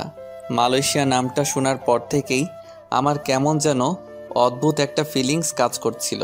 আমরা যেই কোম্পানিতে কাজ করতে আসছি সেই কোম্পানিরই কয়েকজন লোক এসে আমাদের একটা হোটেলে নিয়ে গেল। আজকে রেস্ট নিয়ে কালকে থেকে অফিস। আমি হোটেলে এসে আমার রুমে ঢুকলাম। ফ্রেশ হয়ে বসে আছি।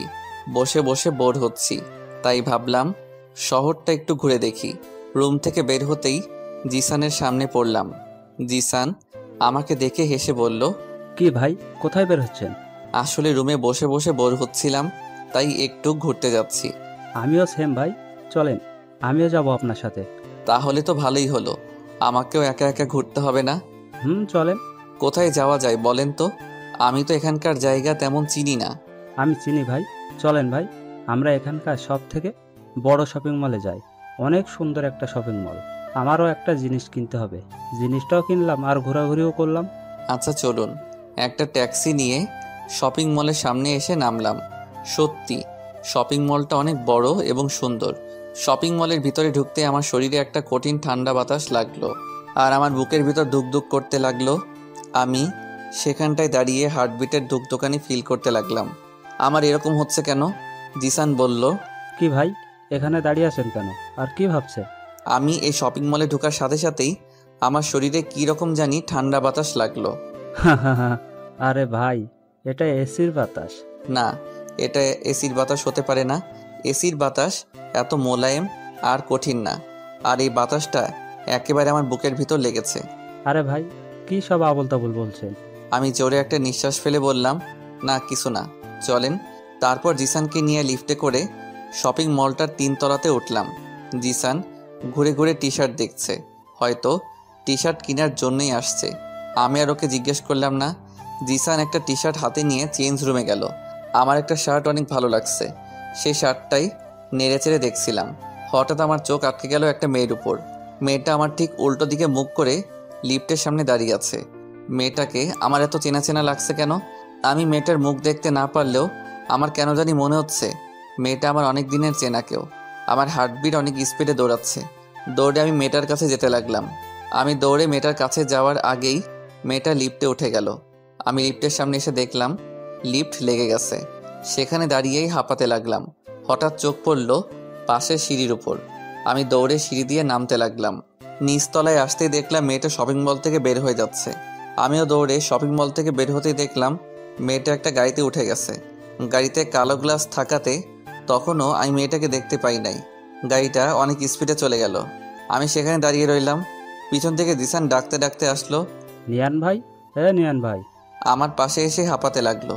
আবার বলল, কি ভাই, শপিং মল থেকে এভাবে দৌড়ে বের হচ্ছিলেন কেন? পিছন থেকে আমি এত ডাকলাম, আপনি শুনলেনই না। পরে বলবো, এখন হোটেলে চলুন। সত্যি আপনি অনেক অদ্ভুত ভাই। চলুন।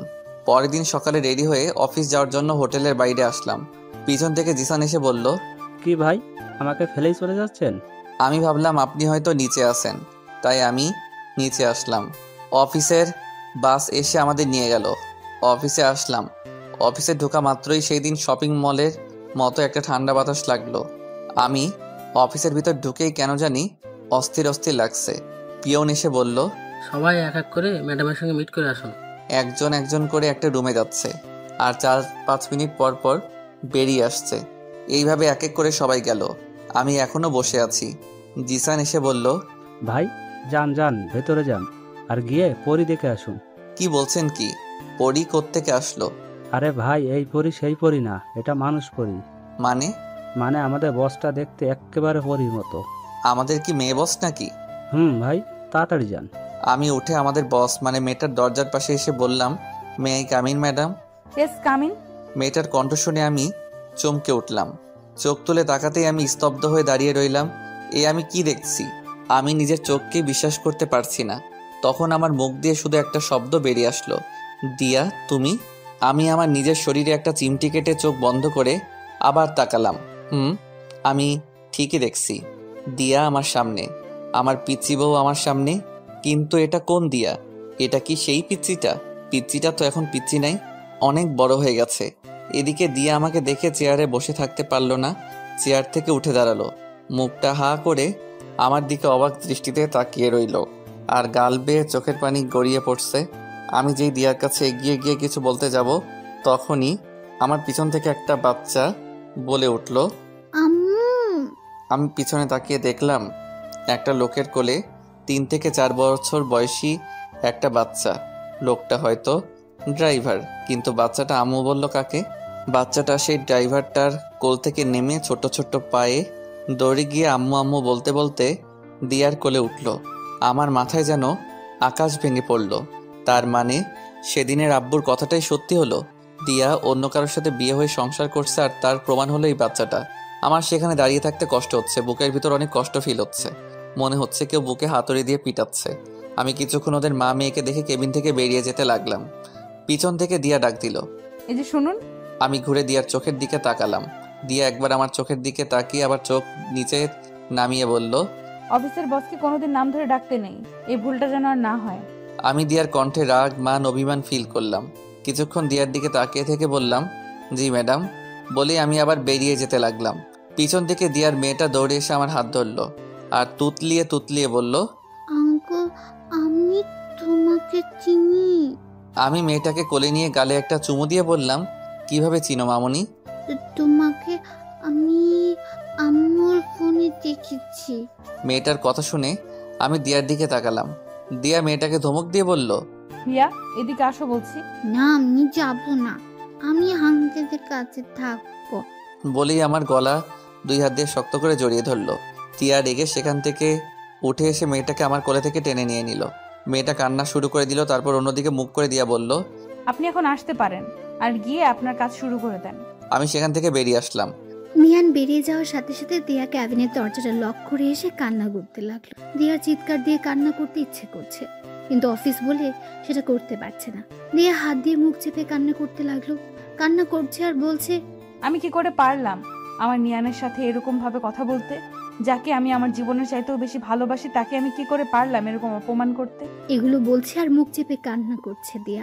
দিয়ার মেয়েটা তার মার কান্না দেখে বলল, আম্মু তুমি কেঁদো না, আমি আর যাবো না ওই আঙ্কেলটার কাছে। দিয়া ওর মেয়েকে জড়িয়ে ধরে কান্না করতে লাগলো আর বলল, তুই ওর কাছে যাওয়াতে আমি কাঁদছি না, তুই ওর কাছে যাওয়াতে আমি আরো খুশি হয়েছি। বলে দিয়া মেয়েটার কপালে একটা চুমু খেলো। দিয়া এখন বুঝতে পারলো কালকে শপিং মলে তার মনে হয়েছিল যে নিয়ান তার আশেপাশে ছিল, তার মানে সত্যি নিয়ান শপিং মলে ছিল। দিয়া চোখের পানি মুছে জোরে একটা নিঃশ্বাস নিল। এখন দিয়ার ভেতরটা একটু হালকা লাগছে, কারণ আজ 5-5টা বছর পর নিয়ানকে সে দেখল। আমি সামনে আগাচ্ছি আর ভাবছি এটাই আমার প্রাপ্য ছিল। আমি মেয়েটাকে একসময় কত কষ্ট দিয়েছি, এখন মেয়েটার চেয়ে দ্বিগুণ কষ্ট আমি পাচ্ছি। হ্যাঁ, এটাই আমার প্রাপ্য। আমাকে অনেকক্ষণ পর কেবিন থেকে বেরিয়ে আসতে দেখে জিসান এগিয়ে আসলো, এসে বলল, কি ভাই এতক্ষণ ধরে? আমাদের পরিবস আপনার কি পরীক্ষা নিচ্ছিল? সাবধান ভাই, অন্য কোনো ধান্দায় পড়লেন না। আমাদের পরিবসটা কিন্তু ম্যারিড, আর আমাদের ম্যাডামের হাজব্যান্ড হচ্ছে এই সারা কোম্পানির মালিক। ও আচ্ছা। আপনার মুখটা এমন লাগছে কেন ভাই? আপনার কি কিছু হয়েছে? না ভাবি, কিছু হয় নাই। আব্বু আম্মুর কথা একটু মনে পড়ছে, তাই একটু মন খারাপ। আচ্ছা চলুন ভাই, এখন কাজে লেগে পড়ি। আমি আমার ডেস্কে গিয়ে বসলাম। আমার ডান সাইডে একটা মালয়েশিয়ান ছেলে আর বাঁ সাইডে একটা মেয়ে। দেখে মনে হচ্ছে বাংলাদেশি। এই অফিসের প্রায় লোকই বাংলাদেশি। মেয়েটা আমাকে তার পাশে বসতে দেখে বলল, হাই, আমি রাইসা রহমান। বলেই আমার দিকে তার একটা হাত বাড়িয়ে দিল। আমি হাত বাড়িয়ে হ্যান্ডশেক করতে করতে বললাম, আপনি কি বাংলাদেশি? জি, একটা কথা বলবো। হ্যাঁ বলুন। আপনি দেখতে অনেক হ্যান্ডসাম আর কিউট। আমি কিছু বললাম না, কষ্ট করে শুধু একটা হাসি দিলাম। আমি কম্পিউটার অন করার সাথে সাথেই দিয়ার মেয়েটা এসে হাজির। আঙ্কেল আঙ্কেল বলে আমার কোলে উঠে এসে বসলো। আমি বললাম, তুমি আবার আমার কাছে আসছো কেন? তোমার আম্মু বকবে তো? না, বকবে না, আমি আম্মুকে বলে এসেছি। আচ্ছা, তোমার নাম কি মামনি? হিয়া। দিয়ার ওর মেয়ের নামটা নিজের নামের সাথে মিল রেখেই রাখছে। আমি 2 হাত দিয়ে ওর গাল টিপে বললাম, খুব সুন্দর নাম, আর তুমিও অনেক কিউট মামনি। আঙ্কেল, আমি তোমাকে এটা কই? বলেই ওর ছোট্ট ছোট্ট হাত দিয়ে আমার গাল টিপে ধরে হাসতে লাগলো। হিয়ার হাসি দেখে আমি ওর দিকে তাকিয়ে রইলাম। হিয়া সেফ দিয়ার মতোই হাসে। তারপর হিয়া আমার দাঁড়িয়ে হাত দিয়ে বলল, আঙ্কেল, এগুলোর নাম কি? এগুলোর নাম দাড়ি। হিয়া নিজের গালে হাত নিয়ে মুখ গোমড়া করে বলল, আমার নাই কেন? হিয়ার কথা শুনে আমার হাসি চলে আসলো। আমি ওর কথা শুনে হাসতে হাসতে বললাম, তোমার কোনোদিনও উঠবে না মামনি, কারণ তুমি মেয়ে। আচ্ছা মামনি, তোমার আব্বু এখন কই? আব্বুকে? সে কি, তুমি তোমার আব্বুকে চিনো না? হিয়া ওর আব্বুকে পাপা বলে ডাকে। হঠাৎ কারো কথায় পিছন ফিরে তাকিয়ে দেখলাম দিয়া। দিয়াকে দেখে আমি বসা থেকে উঠে দাঁড়ালাম। দিয়া কথাটা বলে আমার দিকে তাকিয়ে রইল। আমি ওর থেকে চোখ নামিয়ে বললাম, সরি ম্যাডাম, আসলে আপনার মেয়ে আমার কাছে আমাকে বলতে না দিয়ে দিয়া বলল, ইটস ওকে। তারপর দিয়া হিয়াকে আমার পাশ থেকে তুলে নিয়ে যেতে যেতে বলল, চলো হিয়া, কিছু খাবে? বাড়ি থেকে না খেয়ে চলে এসেছো। আমার দিকে একবার তাকিয়ে চলে যেতে লাগলো। পাশ থেকে রাইসা এতক্ষণ আমাদের দেখছিল। আমাকে বলল, আমাদের ম্যাডাম কি আপনার পরিচিত কেউ? আমি মেয়েটার প্রশ্ন শুনে চুপ করে রইলাম। আমি মেয়েটাকে কি বলবো কিছু বুঝে উঠতে পারতেছি না। জি। রাইসা আমাকে আর কিছু প্রশ্ন করার আগেই আমি বললাম, এক্সকিউজ মি, আমি একটু আসছি। বলেই আমি অফিসের ওয়াশরুমের দিকে যেতে লাগলাম। অফিস শেষে আমি আর জিসান দাঁড়িয়ে আছি অফিসের বাইরে। অফিস বাসের জন্য অপেক্ষা করছিলাম। জিসান আমাকে বলল, ভাই, আপনি এখানে দাঁড়ান, আমি গিয়ে দেখে আসছি বাসটা এখন আসছে না কেন। এই বলে জিসান চলে গেল। আমি একা একা আনমনে দাঁড়িয়ে আছি। পেছন থেকে দিয়া হিয়াকে কোলে নিয়ে বের হলো। হিয়া আমাকে দেখে দিয়ার কোল থেকে নেমে দৌড়ে আমার কাছে আসলো। আমার সামনে এসে একটা হাসি দিয়ে বলল, আঙ্কেল, মাথা নিচু কর। আমি মাথা নিচু করতেই হিয়া আমার গালে একটা চুমু খেলো। তারপর হিয়া দিয়ার কাছে গিয়ে ওর হাত ধরে টানতে লাগলো। কি হলো হিয়া, আমাকে টানছো কেন? আসো না আম্মু। হিয়া দিয়াকে টানতে টানতে আমার সামনে নিয়ে এলো। দিয়া আমার দিকে একবার তাকিয়ে চোখ নিচে নামিয়ে নিল। হিয়া বলল, আম্মু, আঙ্কেলকে চুমু দাও। আমরা দুজনই দুজনের দিকে চোখ বড় বড় করে তাকালাম। দিয়া লজ্জায় লাল হয়ে গেল। তারপর হিয়াকে ধমক দিয়ে বলল, এসব কি হচ্ছে? প্লিজ ম্যাডাম, ওকে বকবেন না, আমি ওকে বুঝিয়ে বলছি। আমি হাঁটু গেড়ে বসে হিয়ার গালে হাত দিয়ে বললাম, হিয়া মামুনি শোনো, তোমার আম্মু তোমার আব্বুকে মানে তোমার পাপাকে ছাড়া অন্য কোনো ছেলেকে চুমু খেতে পারবে না। কিন্তু আম্মু তো পাপাকে চুমু দেয় না, আম্মু তো তোমার ফটো দিচ্ছ। দিয়া হিয়ার মুখ চেপে ধরলো। তারপর হিয়াকে কোলে নিয়ে বলল, চলো হিয়া, দেরি হয়ে যাচ্ছে। বলেই আমার দিকে একবার তাকিয়ে গাড়িতে উঠে গেল। গাড়িতে উঠে হিয়া আমাকে হাত নাড়িয়ে টাটা দিতে লাগলো। আমি ওকে হাত নাড়িয়ে টাটা দিলাম। আমিও হোটেলে চলে আসলাম। রুমে ঢুকে শার্টটা খুলে একটা টাওয়েল নিয়ে বাথরুমে ঢুকলাম। বাথরুমে ঢুকে শাওয়ারটা ছেড়ে শাওয়ারের নিচে দাঁড়িয়ে রইলাম। বুকের ভিতরটা অনেক ভারী লাগছে। অনেক কষ্ট জমে আছে বুকের ভিতরে। আমার দোষে আমি আমার পিচ্চি বউটাকে হারালাম। সেদিন যদি আমি ওকে সারপ্রাইজ দেওয়ার জন্য ঘর থেকে বেরিয়ে না যেতাম, তাহলে আজ আমাকে ওকে এই অবস্থাতে দেখতে হতো না। আমার চোখের পানি আর শাওয়ারের পানি এক হয়ে নিচে পড়ছে। আমার পিচ্চিটা এখন আর আমার নেই, এখন সে অন্য কারো বউ, অন্য একজনের মেয়ের মা। যখন ওর মেয়েটা আমার কাছে আসে, জানি না কেন জানি আমি সব কষ্ট ভুলে যাই। এখন আমি নিজেকে একটা কথা ভেবেই সান্ত্বনা দিচ্ছি যে যাই হোক, আমার পিচ্চিটা তো সুখে আছে, ও সুখে থাকলেই হলো, আমার আর কিছু চাই না। দিয়ার সুখে আমার সুখ। অনেকক্ষণ শাওয়ার নিচে থাকার পর বাথরুম থেকে বেরিয়ে আসলাম। পরের দিন অফিসে যাওয়ার জন্য জিসান রেডি হয়ে আমার রুমে এসে বলল, কি ভাই, আপনি এখনো রেডি হন নাই? অফিস বাস চলে আসছে তো। জিসান ভাই, আপনি অফিস বাস দিয়ে চলে যান, আমি পরে একটা ট্যাক্সি নিয়ে চলে যাব। আচ্ছা ঠিক আছে, আমি যাই। আপনি দেরি করবেন না কিন্তু। নতুন নতুন অফিস জয়েন করেছেন, দেরি করলে সমস্যা হতে পারে কিন্তু। আচ্ছা, আমি ভাবতে লাগলাম আমার কি আর দিয়ার সামনে যাওয়া ঠিক হবে? ও যখন সুখে আছে তাহলে থাক না সুখে, আমি কেন ওর পথের কাঁটা হয়ে দাঁড়াবো? তাই ভাবলাম আমি আর দিয়ার সামনে যাব না। এদিকে হিয়া অনেকক্ষণ ধরে ওর মাকে বলে যাচ্ছে, আম্মু আঙ্কেল আসছে না কেন? হিয়া প্রতিদিন দিয়ার সাথে অফিসে আসে। দিয়া ওর মেয়েকে বলছে আসবে, এক্ষুনি চলে আসবে। এদিকে দিয়াও চিন্তায় পড়ে। দিয়া মনে মনে ভাবতে লাগলো, অফিস বাস তো সে কখন চলে আসলো, কিন্তু নিয়ান আসলো না কেন অফিস বাসে? নিয়ান কি আর আসবে না অফিসে? নিয়ান তো আমাকে সহ্যই করতে পারে না, তাহলে কি আমার জন্য সে আর অফিসে আসবে না? আমার নিয়ানকে কি আমি আর দেখতে পারবো না? নিয়ানকে সে আর দেখতে পারবে না, সে কথা মনে পড়তে দিয়ার বুকের ভেতর ধুক করে উঠলো, চোখ দিয়ে পানি বেরিয়ে আসলো। এতক্ষণ সে তার ক্যাবিনের সামনে দাঁড়িয়েছিল, হঠাৎ খেয়াল হলো নিয়ান অফিসে ঢুকছে। দিয়ার চোখে মুখে হাসি ফুটে উঠলো। হিয়া নিয়ানকে দেখতে পেয়ে দৌড়ে গিয়ে নিয়ানের পা দুটো জড়িয়ে ধরলো। আমি হিয়াকে টেনে কোলে তুললাম, গালে একটা চুমু দিলাম। হ্যাঁ, আজ ওর জন্য অফিসে আসতে হলো। আমি যে দিয়ার মেয়েটার মায়ায় পড়ে গেছি।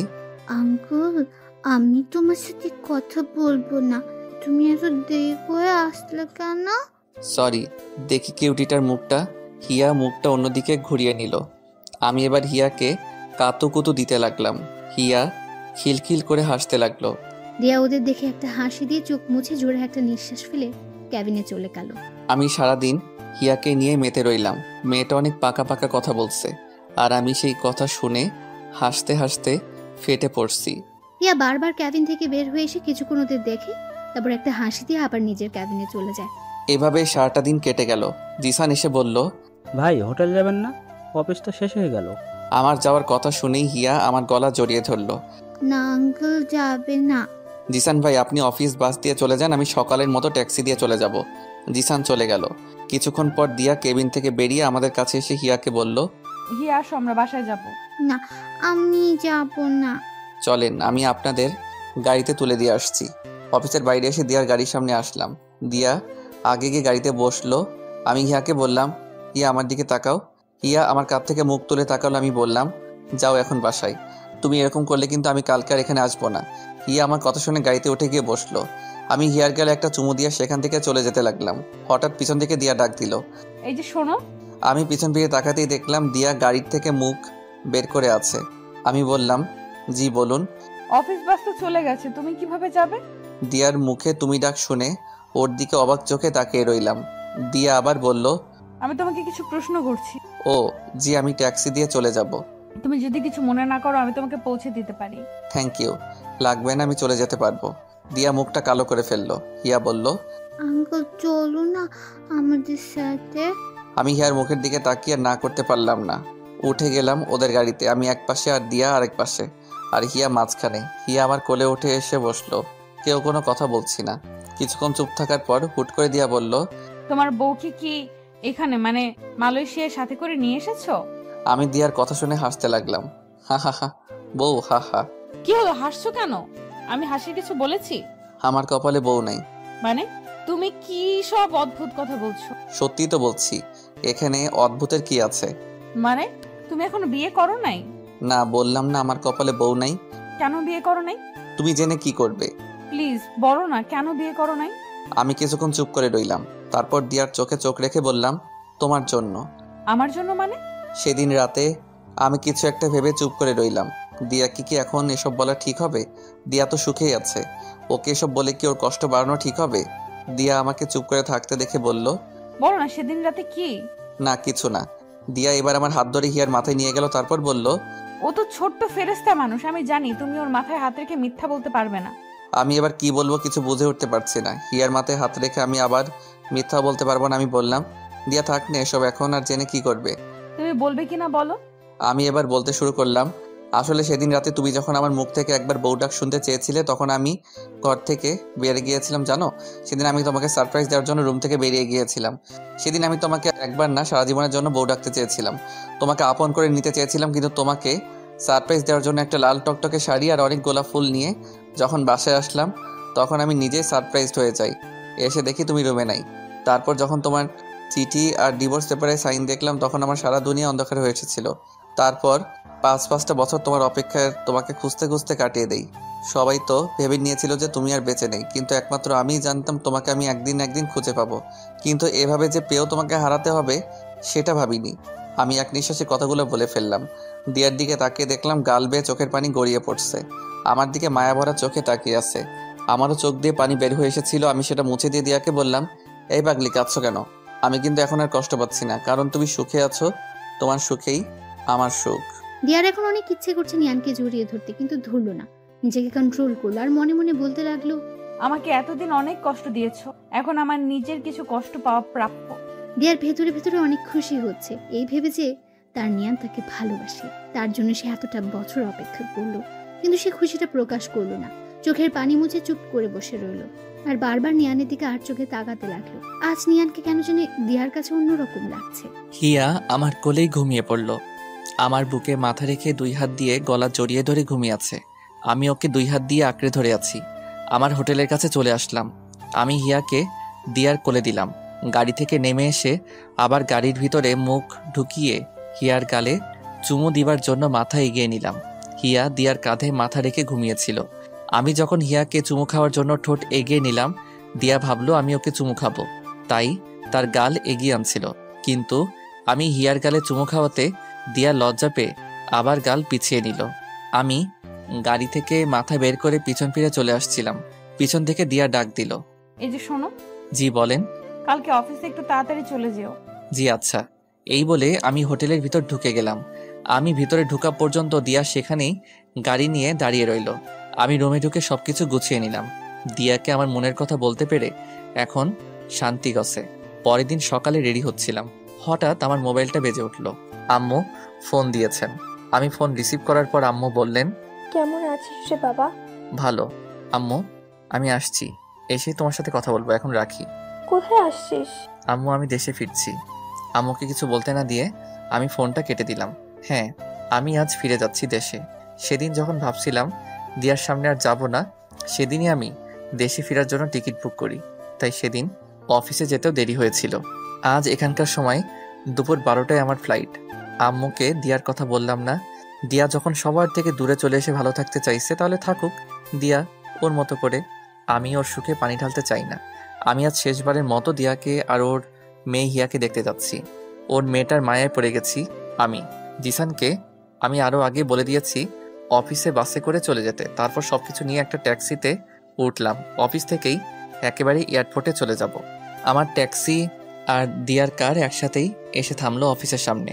আমি ট্যাক্সি থেকে নেমে দাঁড়াতেই দেখলাম দিয়া আর হিয়া নামছে গাড়ি থেকে। আজ দিয়া একটা কালো শাড়ি পরে এসেছে। আজ অনেক সুন্দর লাগছে দিয়াকে। এত সুন্দর কেন এই মেয়েটা? আমি নিজের মাথায় নিজেই থাপ্পড় দিলাম।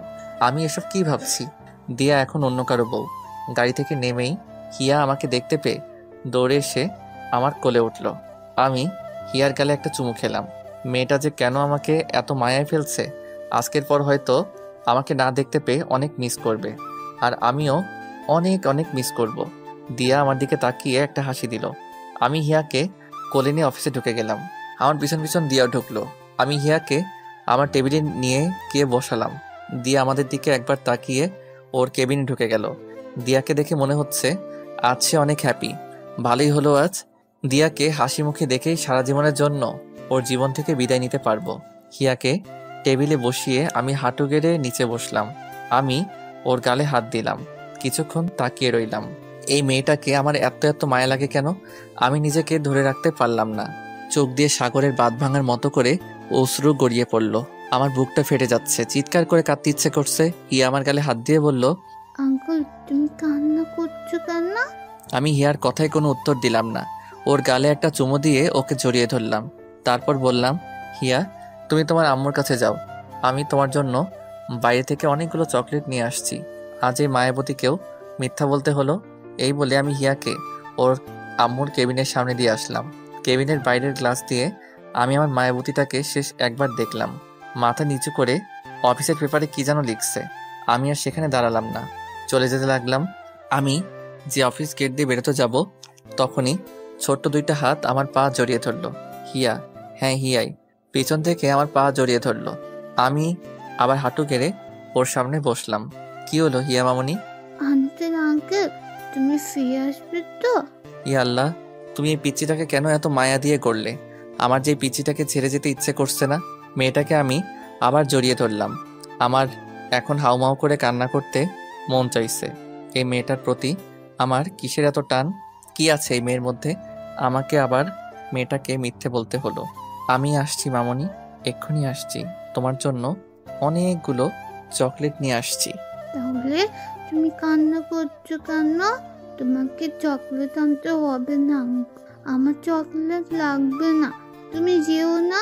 বলে আবার আমার গলা জড়িয়ে ধরলো। আমার চোখ দিয়ে অনর্গল বৃষ্টি ঝরেই যাচ্ছে, কিন্তু কোনো আওয়াজ করতে পারছি না। পৃথিবীর সবচেয়ে কষ্টের কান্নাই হলো নীরব কান্না।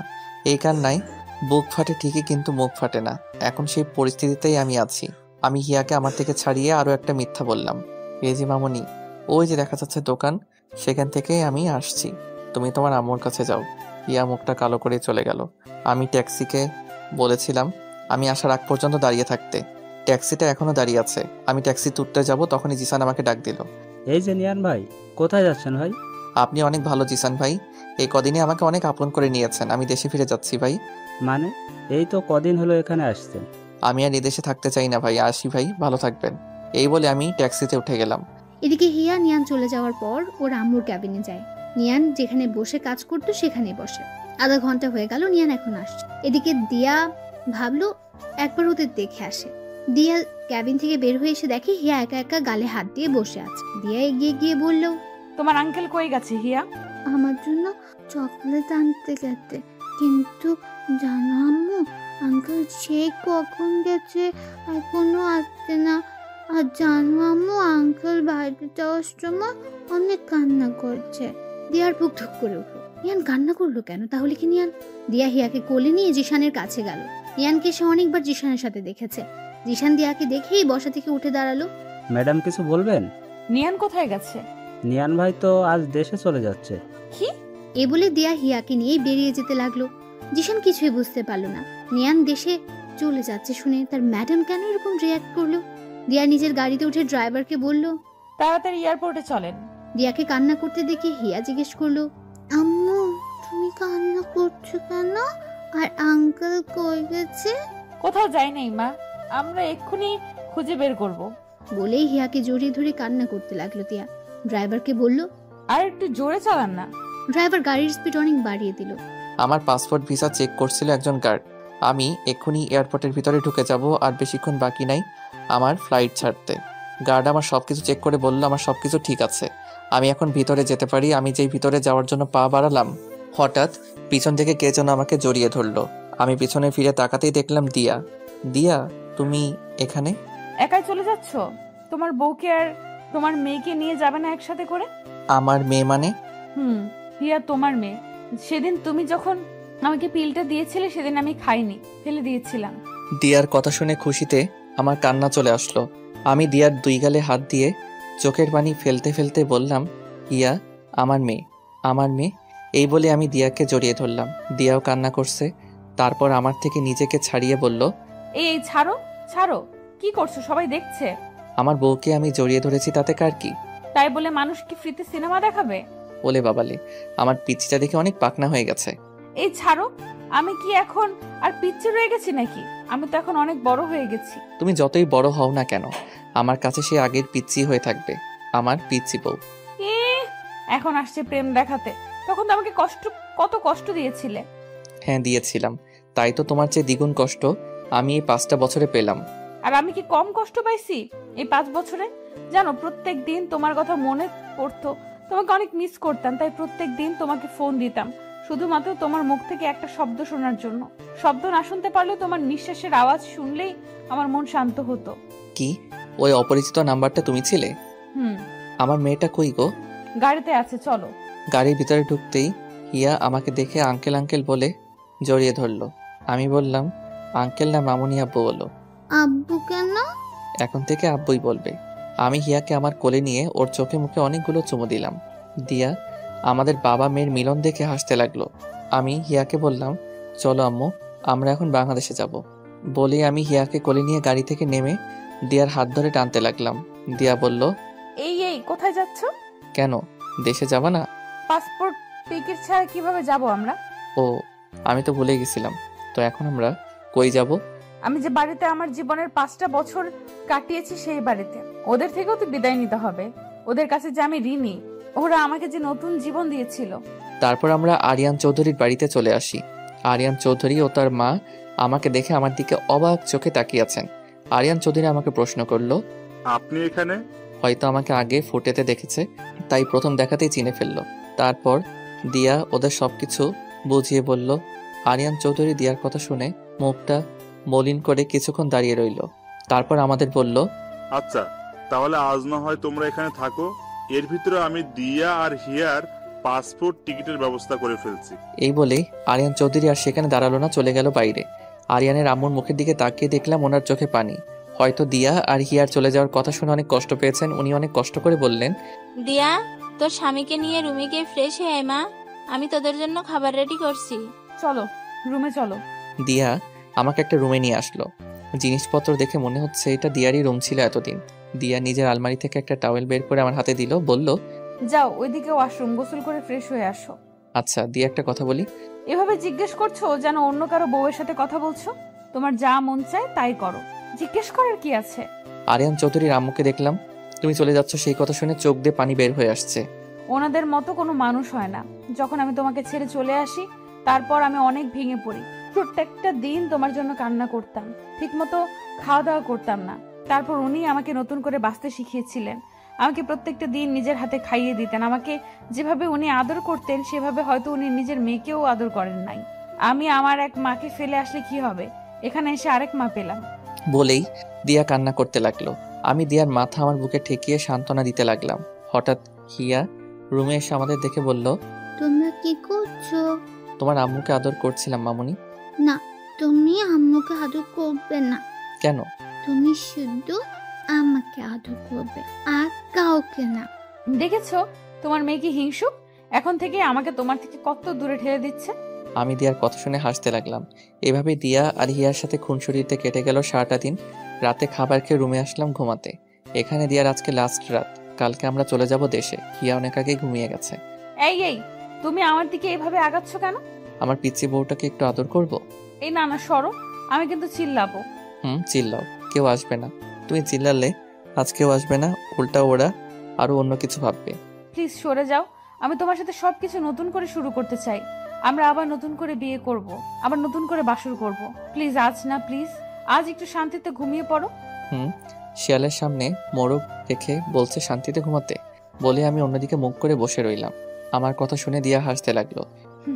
তুমি এত দুষ্টু কেন? বলে দিয়া আমার কাঁধে হাত রেখে পেছন থেকে আমাকে 2 হাত দিয়ে জড়িয়ে ধরলো। আচ্ছা, একটা কাজ করতে পারো। কি? আমাকে একটা কিস করতে পারো, কিন্তু কিস করার পর অন্য কিছু করার ধান্দা কইরো না কিন্তু। লাগবে না আমার কিস। তোমার না লাগলেও আমার লাগবে। বলে আমাকে ধাক্কা দিয়ে বিছানাতে ফেলে আমার উপরে উঠে এসে আমার ঠোঁটে ঠোঁট মিশিয়ে দিল। অনেকক্ষণ পর আমার ঠোঁট ছাড়লো। আমি অনেক জোরে জোরে শ্বাস নিতে লাগলাম। দিয়াও আমার মতো হাঁপাতে লাগলো। আমি বললাম, ও মাই গড, আর একটু হলে তো আমি মরেই যেতাম। রাক্ষসী একটা। আমার ঠোঁট কি খাওয়ার জিনিস নাকি যেভাবে চুমু খেতে হবে? ইস, আবার ঠোঁটে কামড়ও দিছে, রাক্ষসী একটা। কি বললে? আমি রাক্ষসী? আর দেখি কোথায় লেগেছে। বলেই আমার ঠোঁটে হাত দিল, বলল, কই কিছু হয় নাই তো। হয় নাই মানে? এই যে রক্ত বের হচ্ছে, দেখতে পারছো না? দিয়া এবার আরো জোরে জোরে হাসছে। এই পিচ্চি শয়তাননি, আমার রক্ত বের হচ্ছে আর তুমি হাসছো? আরে পাগল, এগুলো রক্ত না, আমার লিপস্টিক। কি? তুমি আমাকে লিপস্টিক খাওয়াইছো? এখন যদি আমার পেট খারাপ করে? কিচ্ছু হবে না, এখন থেকে লিপস্টিক খেয়ে অভ্যাস করো। ভবিষ্যতে তো আরো অনেক খেতে হবে। এবার ঘুমাও। দাঁড়াও, আম্মুকে একটা ফোন দিয়ে নেই। আর তুমি একটা কথা বইলো না, চুপ করে থাকো। আমি ওদের সারপ্রাইজ দিতে চাই। ফোন দেওয়ার সাথে সাথেই আম্মু রিসিভ করলেন। কি রে, তুই কখন আসবি? আমি সেই কখন থেকে তোর অপেক্ষা করে বসে আছি। আম্মু, আমি আজ আসবো না, কাল আসছি। কি হয়েছে রে, আজ আসবি না কেন? আম্মু, কাল এসে সব বলছি। আর শোনো, চাচা চাচিকে ফোন দিয়ে কালকে আমাদের বাসায় আসতে বলো। আচ্ছা, এখন রাখছি। আমার কথা বললে না কেন? কালকে ওদের সবাইকে সারপ্রাইজ দিব। তোমাকে হঠাৎ দেখে সবাই চমকে উঠবে আমি জানি। আচ্ছা, এখন ঘুমিয়ে পড়ো। আমি আমার বালিশে মাথা রাখতেই দিয়া আমার বুকে শুয়ে পড়লো। কি হলো? তুমি তোমার বালিশে ঘুমাও। আমার বালিশ নাই। আমার বুকে আবার মাথা রাখলো। আমি দিয়ার কাণ্ড দেখে হাসতে লাগলাম। পাগলি একটা।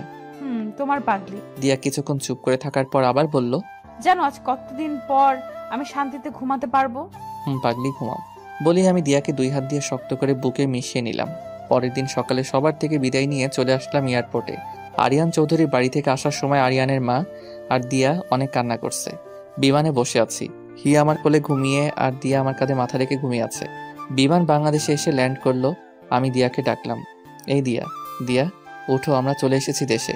দিয়া চোখ মুছতে মুছতে আমার দিকে তাকিয়ে অপরাধীর ভঙ্গিতে বলল, সরি, তুমি হয়তো সারা রাস্তা একা একা বোর হয়েছো।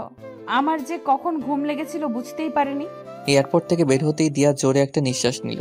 দিয়া বলল, কতদিন পর আমার দেশে সেই চিরচেনা গন্ধটা পেলাম, মনটাই ফ্রেশ হয়ে গেল।